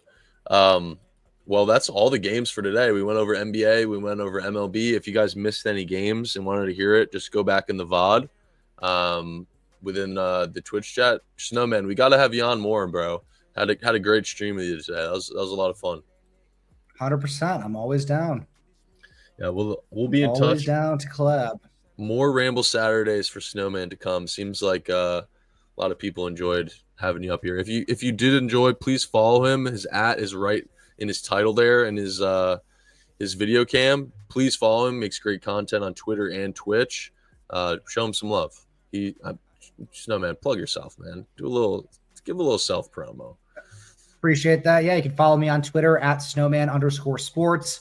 I'm tweeting out plays all the time. I'm mostly bitching about my plays losing on Twitter and talking shit about Zach Edey. I also stream pretty much every single day right here on Twitch as well. Snowman Sports, no underscore in the Twitch username, but give me a follow on there. We have a good time talking sports gambling, TV shows, music, movies, life. We have fun. It's a great community. Community, just like what you guys have built here on Ramble Now. So I would love to see you guys in the stream as well. Yep, just gave you a follow or a shout out within the chat, so made it really easy for anybody watching the chat to hit that follow button. Just hit them up, turn the noties on. We love Snowman over here at Ramble HQ. It's one of us. So appreciate everyone coming through to the stream. A lot of energy today. That was fucking awesome. Thank you so much, Stoddy Gavin, for the sub. I missed that. Thank you so much. Hope you're in here. We're at 150 subs. That's beautiful. Nice little number to end stream with. That's awesome. But seriously, guys, we love you. Yeah, man. What little clean number, rounded off. We love having everybody be tight knit here. It feels like just the same names we see in chat are always coming through. So shout out you guys. You guys aren't going unnoticed by any means. You guys give us the fuel to keep going and keep streaming. It makes it a lot more fun when you guys are interacting like the way you guys have been doing. So show love to Snowman, show love to Royal. Obviously, I'm sure if you've been watching Ramble, you know who Royal is. But if you're a newcomer, please show love to Royal as well. He's my my OG who started this with me, my brother in this, my Ramble co-founder. So let's have a weekend. I hope everyone has a great Saturday. We will be live again tomorrow morning, Sunday. Snowman, I don't know if you're busy, but would love to have you on tomorrow if you're available. So if you want to run it back-to-back days, I'm down if you are. Same time. So you just let me know. We'll talk in the DM. I'm definitely beautiful. I'll be around. Beautiful. All right. So maybe we'll set that up. We'll see you in the morning. And have a great Saturday, guys. Really appreciate it. Drop a test tube. Royal, anything before we go? You got anything? I'm going to lab up some hitter props after this, see if we got anything. I thought I have 3 plays. Give me 1 second. Apologies. I don't remember what my third one is. Dilgod fuck the Bears. All right. Not the best thing to say. Oh, the over. We got 2 Chicagoans right here. Okay. Let's not Yeah, I was saying fuck the Bears after the first round also, so we got the better offense, better coach. We got it's better quarterback. Better receivers, better offensive line, better defense, more history, more NFL championships, a better owner, an actual owner. We don't just sell fake stock pieces of paper pretending like you own stock in the team. Fuck you, Dilgod. Let's be real. All right. Well, I'll DM you Snowman about tomorrow. Everybody enjoy their Saturday. I'm about to go play pickleball in Central Park. So if you're in Central Park, you might see me slapping some pickleballs around.